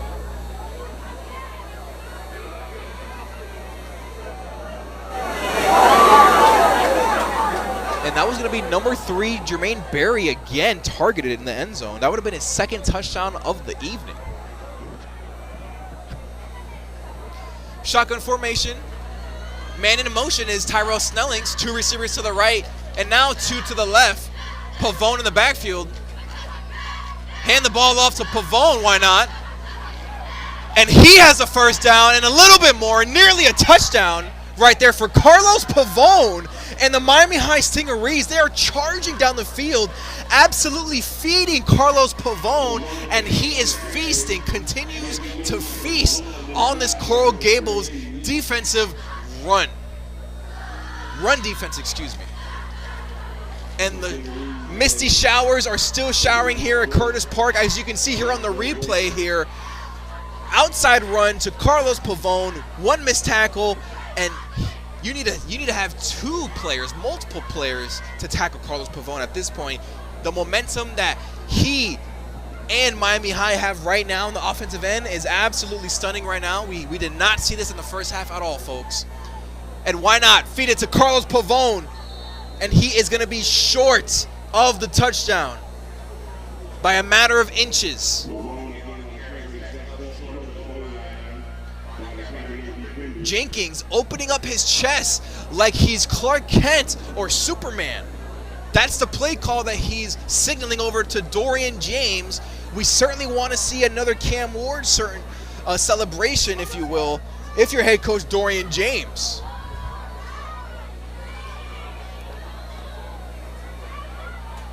Let's see, big play right here, and that's going to be a stoppage. Is it going to be a penalty here or a timeout on the field? Encroachment on the defense by Coral Gables, and now Miami High is a matter of inches away from scoring a touchdown here in the fourth quarter, excuse me, with 8 minutes and 43 seconds and counting.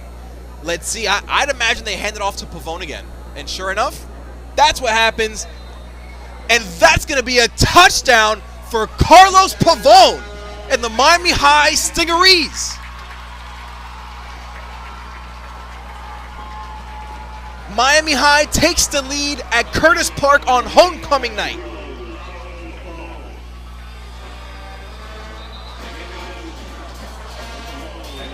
(13-7) lead for the Miami High Stingarees. Ladies and gentlemen, take a look at the rapid replay here.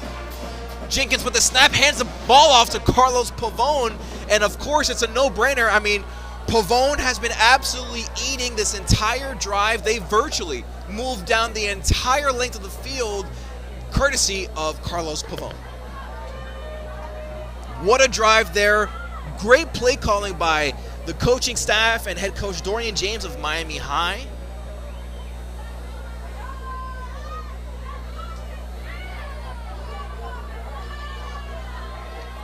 And as you can see, the cheerleaders going absolutely crazy on the sidelines because their school just scored a touchdown, and it is homecoming night, senior night. Homecoming king and queen got crowned.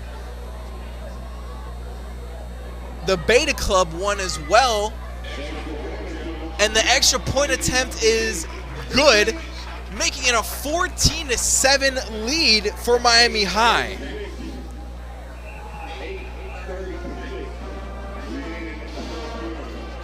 And the cheerleaders are cheering on. Umbrellas are still out here at Curtis Park. Little bit of showers never hurt nobody. It is football at the end of the day, ladies and gentlemen. Miami-Dade football, that is. Here on HBCU Plus and the 305 Plus network here.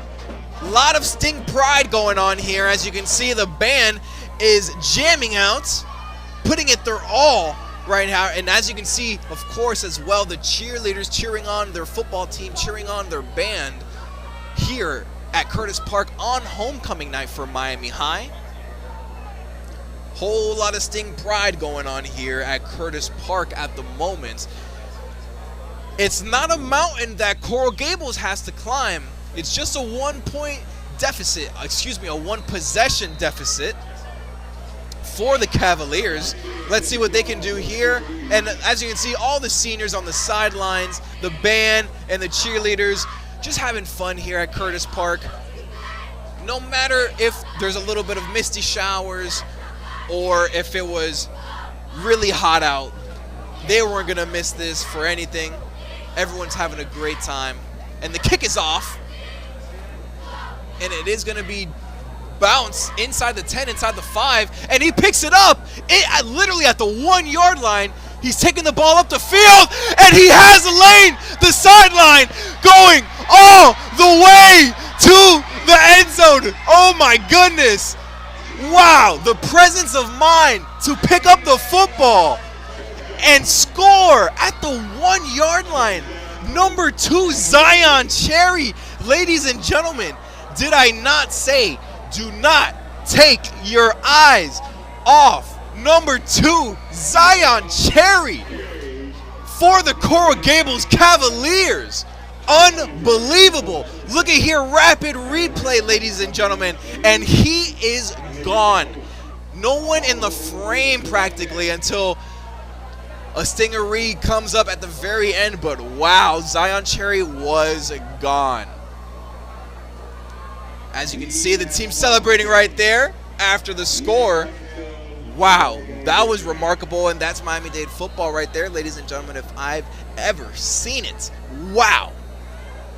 Thank you for the rapid replay right there. And now, we're all evened up again, ladies and gentlemen. It is 14-14 with 8 minutes and 21 seconds left in the fourth quarter. Wow. Unbelievable sequence of events, ladies and gentlemen. Wow. Woo! Wow, man. And I mean, it's really funny when you consider their last matchup. It was a very similar, a thriller. It was a thriller that ended at about 12:30 at night, folks. And that came down to the wire, and this one has me believing the same narrative for the most part. Ladies and gentlemen, excuse me. For a second, I thought the Cavaliers even the score, but as a matter of fact, they missed the point after attempt. So right now, it is a 13-14 lead for Miami High, and not a tie game. My apologies, ladies and gentlemen, tuning in on HBCU Plus and the 305 Plus Network. The kick is up, and that's the live ball, bobbled catch right there. Big hit right there by Coral Gables. But Miami High still kept possession right there. First down and 10 for the Stingarees. Let's see what Ryan Jenkins and the offense can do. Last time we saw the offense, they were feeding, and he was feasting. And I'm talking about Carlos Pavone, number 0, the junior running back for the Stingarees. He had himself a game in just that one drive alone. I mean, wow. That was really good play calling there by head coach Dorian James of Miami High that last drive. Let's see what he can dial up now on this drive here with 8 minutes and 16 seconds left in the fourth quarter. I'd imagine they run with maybe not Pavone, but other running backs, but I do see Pavone in the backfield, and that's exactly where they go. And Pavone found a gap, and he's dragged at about the 36-yard line. Carlos Pavone with a first down and another mean run for Miami High. The misty showers are still coming on here at Curtis Park. Umbrellas are still out, but guess what? The band is still out. They're jamming out. The cheerleaders are still out, and they're still cheering on. So that means we're out here at Curtis Park live on HBCU Plus and 305 Plus Network. It's going to be first down for Miami High. Hand the ball off to Carlos Pavone, why not? And that's going to be a gain of about 3 yards or so, maybe even more. Make that about 5 or 6 yards for Carlos Pavone. Oh my goodness. And big credit to the offensive line of Miami High, because you know they're working their tails off blocking those big guys up front for Coral Gables, certainly. If you're just joining us, we have 7 minutes on the dot and counting remaining in the fourth quarter. It's a 13-14 ball game in favor of Miami High Stingarees. One receiver to the left, jumbo package on the right. Fumbled snap. Oh, the fumble is a flag on the play, and Coral Gables comes up with the football, and it's a touchdown for Coral Gables. Bobbled snap there by Jenkins, the freshman. And maybe, I've been saying it all night, folks, the weather, the misty rain, maybe it plays a role in the slickness of the football. Let's take a look at the replay. Bobbled snap right there. Tackle was made. I did see a flag temporarily, but it looks like that flag got picked up, and that touchdown counts. Ladies and gentlemen, we are back. What a game.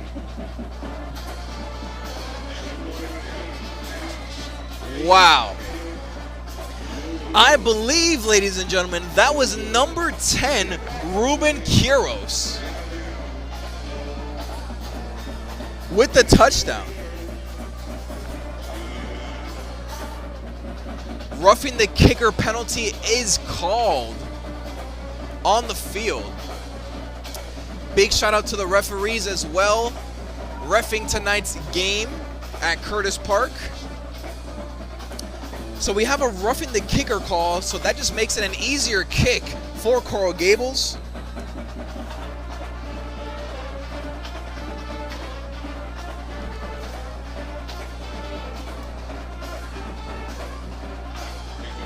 Oh, we have a botched snap and an incomplete pass right there, but we do have a flag on the play.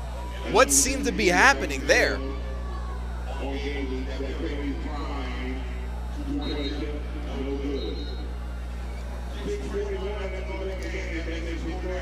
Wow. Ladies and gentlemen, don't go anywhere, because you don't know what you'll miss here at Curtis Park. 6 minutes and 41 seconds left in the fourth quarter. The score is 19-14 in favor of the Cavaliers now. Don't go anywhere. We'll be right back after a quick word from our sponsors.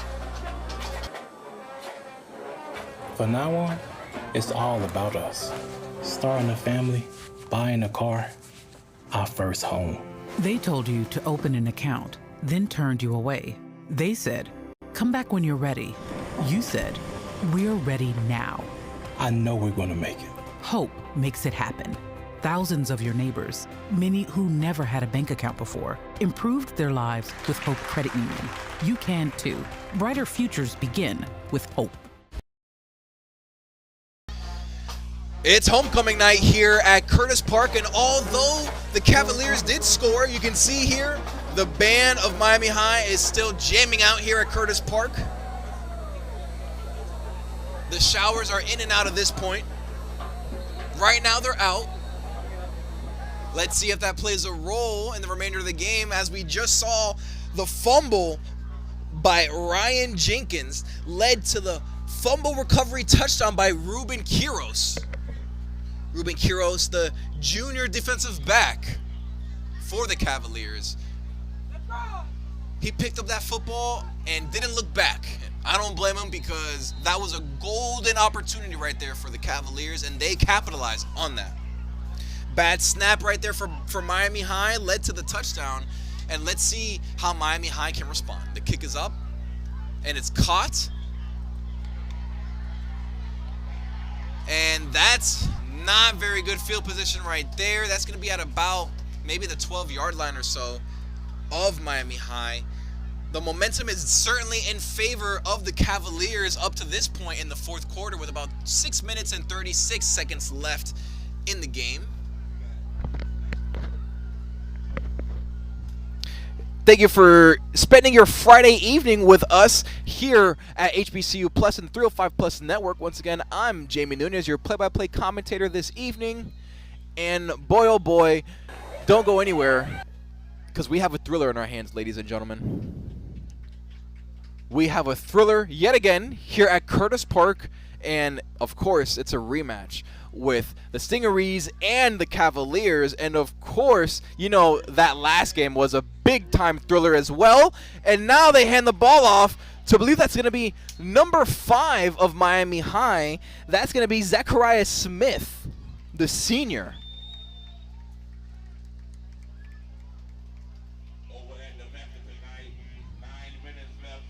9 minutes left over at the Mecca. Central has 13, and Norland has 7. So right now, the Miami Central Rockets are looking to be the GMAC champions.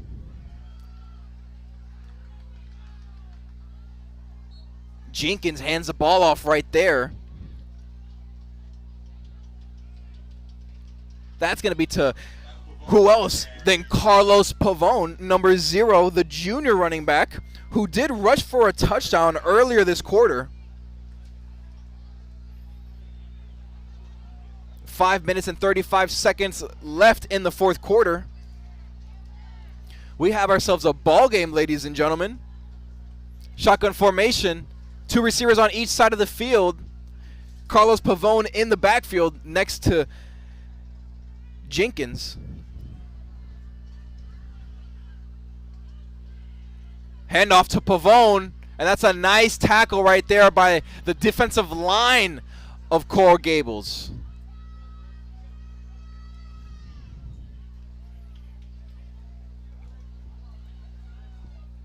And other than the Carlos Pavone saga, for a few drives this second half, as we've seen, this run defense of Coral Gables has done very well for the most part.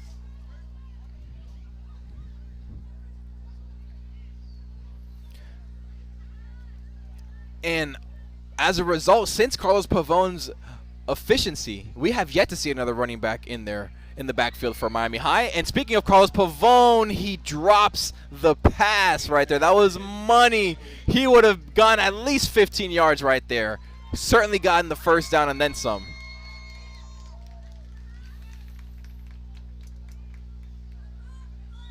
It's going to be second down right now for Miami High. Let's see what head coach Dorian James decides to draw up here for the Stingarees.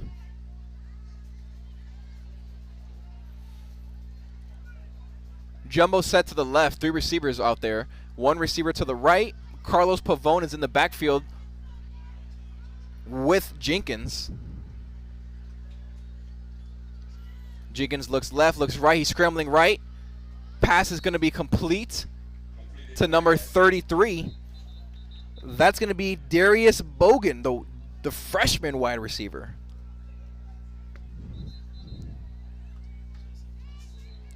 Looks like we have a number 7, an injured Stingaree is going to be Darian Cordero, the freshman, brother to Udonis Cordero. We have an injured Stingaree, unfortunately, on the field. We'll take a quick break, ladies and gentlemen. Don't go anywhere. We'll be right back after a word from our sponsors.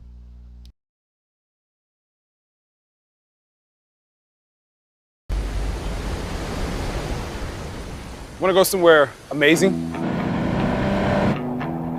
Nice, right? But we're not there yet. Not this either.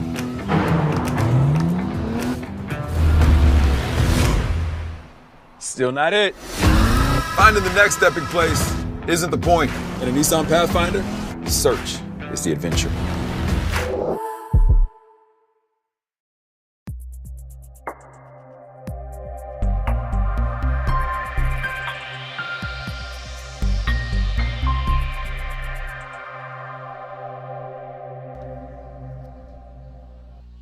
Welcome back here to Curtis Park. Unfortunately, the injured Stingaree is still down on the field, so we'll take another quick break. Don't go anywhere. We'll be right back.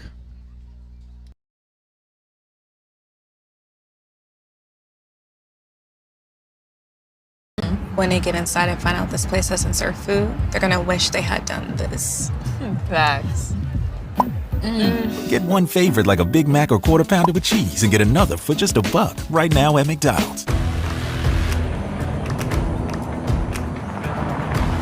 Find your path and bring the fun with you.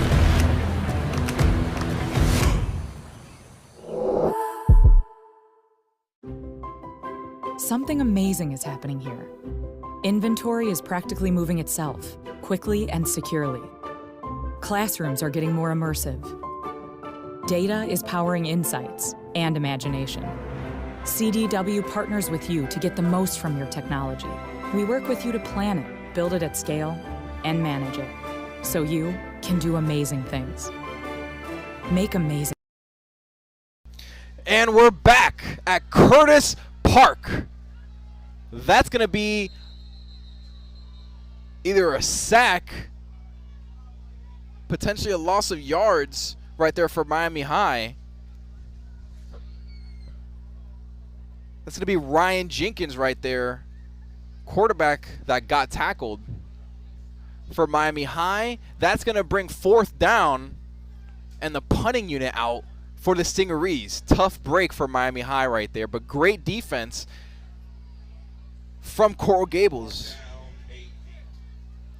4th down and 8 for Miami High. Thank you for spending your Friday night with us here at Curtis Park with 305 Plus Network and HBCU Plus. I'm your commentator, Jamie Nunez. And we have 3 minutes and 22 seconds left in the 4th quarter here at Curtis Park. Delay of game on the offense. Ryan Jenkins, a freshman quarterback, not aware of how much time is on the play clock right there for the Stingarees.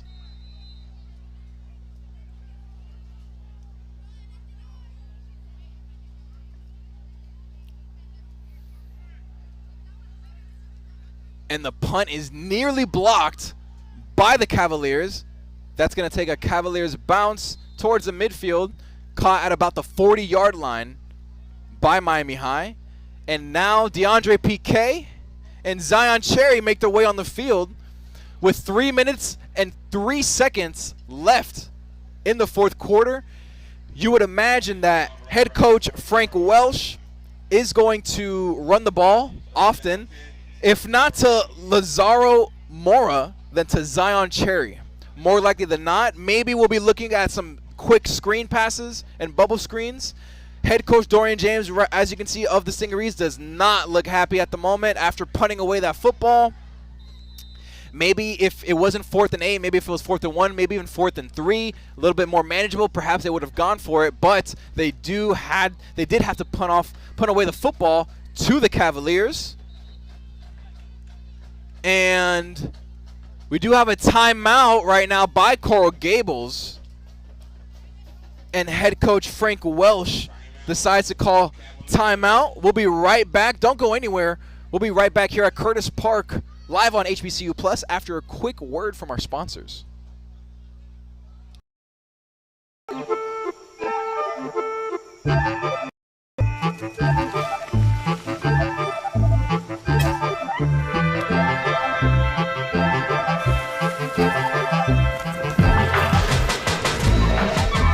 The walking tree is said to change its entire location in pursuit of sunlight. Where could reinvention take your business? Accenture. Let there be change. Hey, Mom. Hey, honey. What's all this? I had McDonald's money. Oh. Get one favorite like 10-piece chicken McNuggets or Quarter Pounder with cheese and get another for just $1 right now at McDonald's. And we're back live at Curtis Park. Low snap, but PK still hands it off. That's going to be to Zion Cherry, of course. And now the clock is still going. We've reached 2 minutes and 50 seconds left in the fourth quarter, ladies and gentlemen. So now it's almost time to panic if you're head coach Dorian James and the Miami High Stingarees. As I mentioned earlier, folks, this is a rematch from several weeks back in which the Miami High Stingarees actually came out on top. It came down to the wire, like quite literally the last play, folks. But this one right now is starting to look a little bit more, you know, comfortable, if you will, for the winning team. 14-19 is the score at the moment. And we do have flags on the play, unfortunately. Let's see what those are on. We'll actually take a quick commercial break. Don't go anywhere. We'll take a quick word from our sponsors.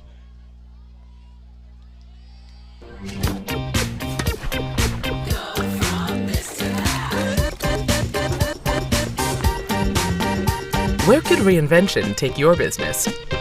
Accenture, let there be change.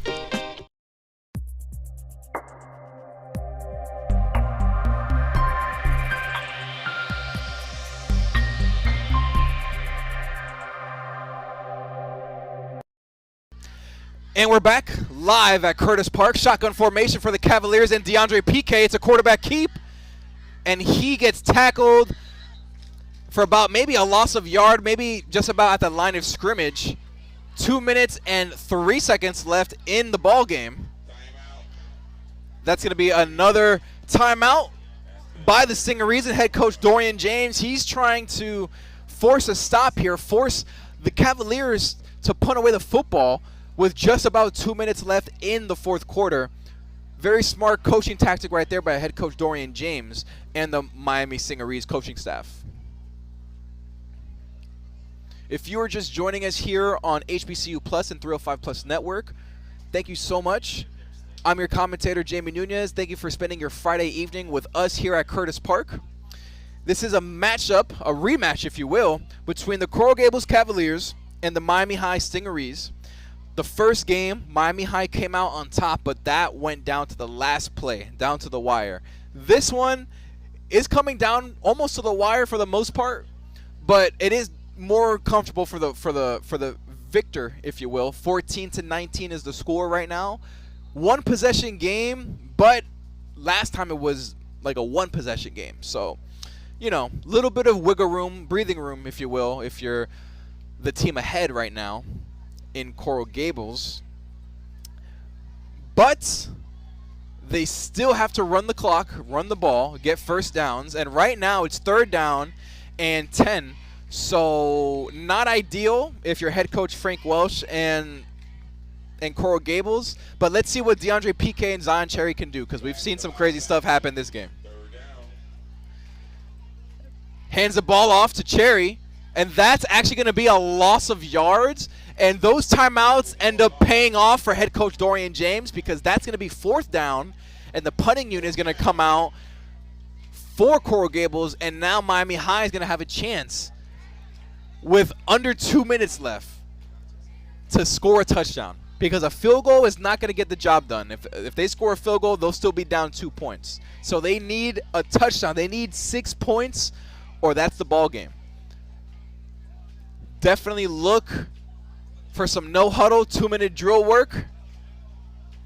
As you can see, although they're losing by 5, the cheerleaders are still cheering on, dancing, and having a great time on homecoming night. And that is a fantastic punt. That takes a Coral Gables Cavaliers punt all the way to the 10-yard line. Wow, what a punt by the punter. That was phenomenal. That was one of the best punts I've seen, I think, all season on 305 Plus Network and HBCU Plus. Wow. That bounced all the way to the 10-yard line. Wow. That puts Miami High in a real jam. 1 minute and 9 seconds left in the fourth quarter.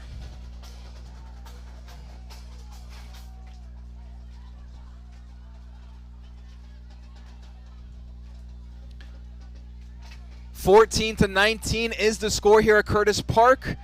The cheerleaders are still dancing in the circle, cheering on their squad.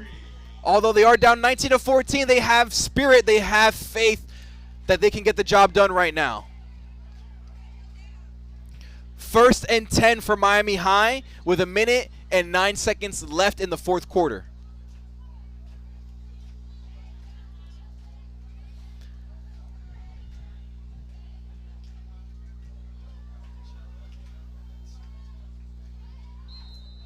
Head coach Dorian James of Miami High is not too thrilled at the moment with how the score is looking, how his team is looking thus far.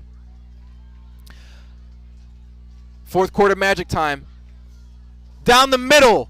Pass complete by Jenkins. That was Jermaine Berry with the reception.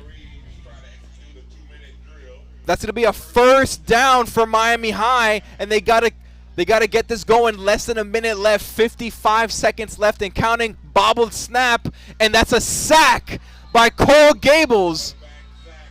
That's a sack by number 75, Andy Sosa. And I spoke with head coach Frank Welch of Coral Gables just before kickoff, and he told me to look out for Andy Sosa. Andy Sosa is actually an offensive lineman as well as a defensive lineman. As we can see here on the replay, ladies and gentlemen, right here, Andy Sosa actually scratched the replay. We're live at action. That's a deep ball right there by Jenkins, and that's a catch. That's a catch right there by Jermaine Berry. Who else? Berry caught the only touchdown so far for the Stingarees. That was a catch. Pavone ran in the other one. But what a catch right there by Jermaine Berry. And they spiked the football with 8 seconds left. It's Hail Mary time, folks, over here at Curtis Park. As you can see here on the replay, a deep shot right there caught by Jermaine Berry. Great pass right there by Jenkins, the freshman quarterback, throwing it to the junior wide receiver.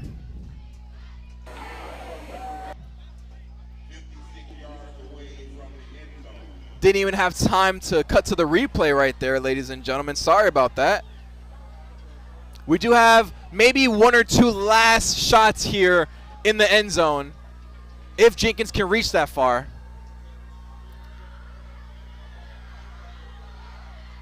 That's going to be a sack for Coral Gables in the end of the football game, ladies and gentlemen. What a sack right there. Andy Sosa is doing the Cam Ward celly as he shakes the coach's hand of Miami High. Great sportsmanship between the two programs, as always, as they did the first time around. So far, ladies and gentlemen,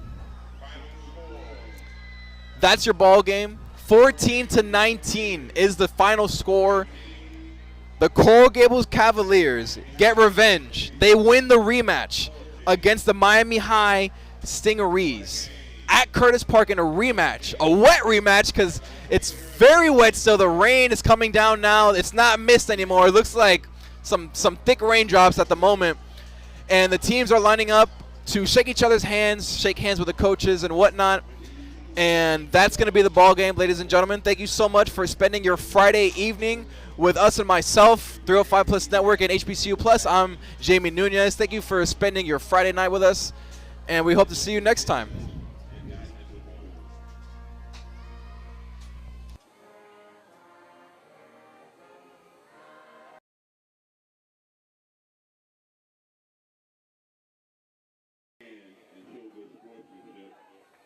That's what it's all about. You play strong, you play hard, but most importantly, you play fair.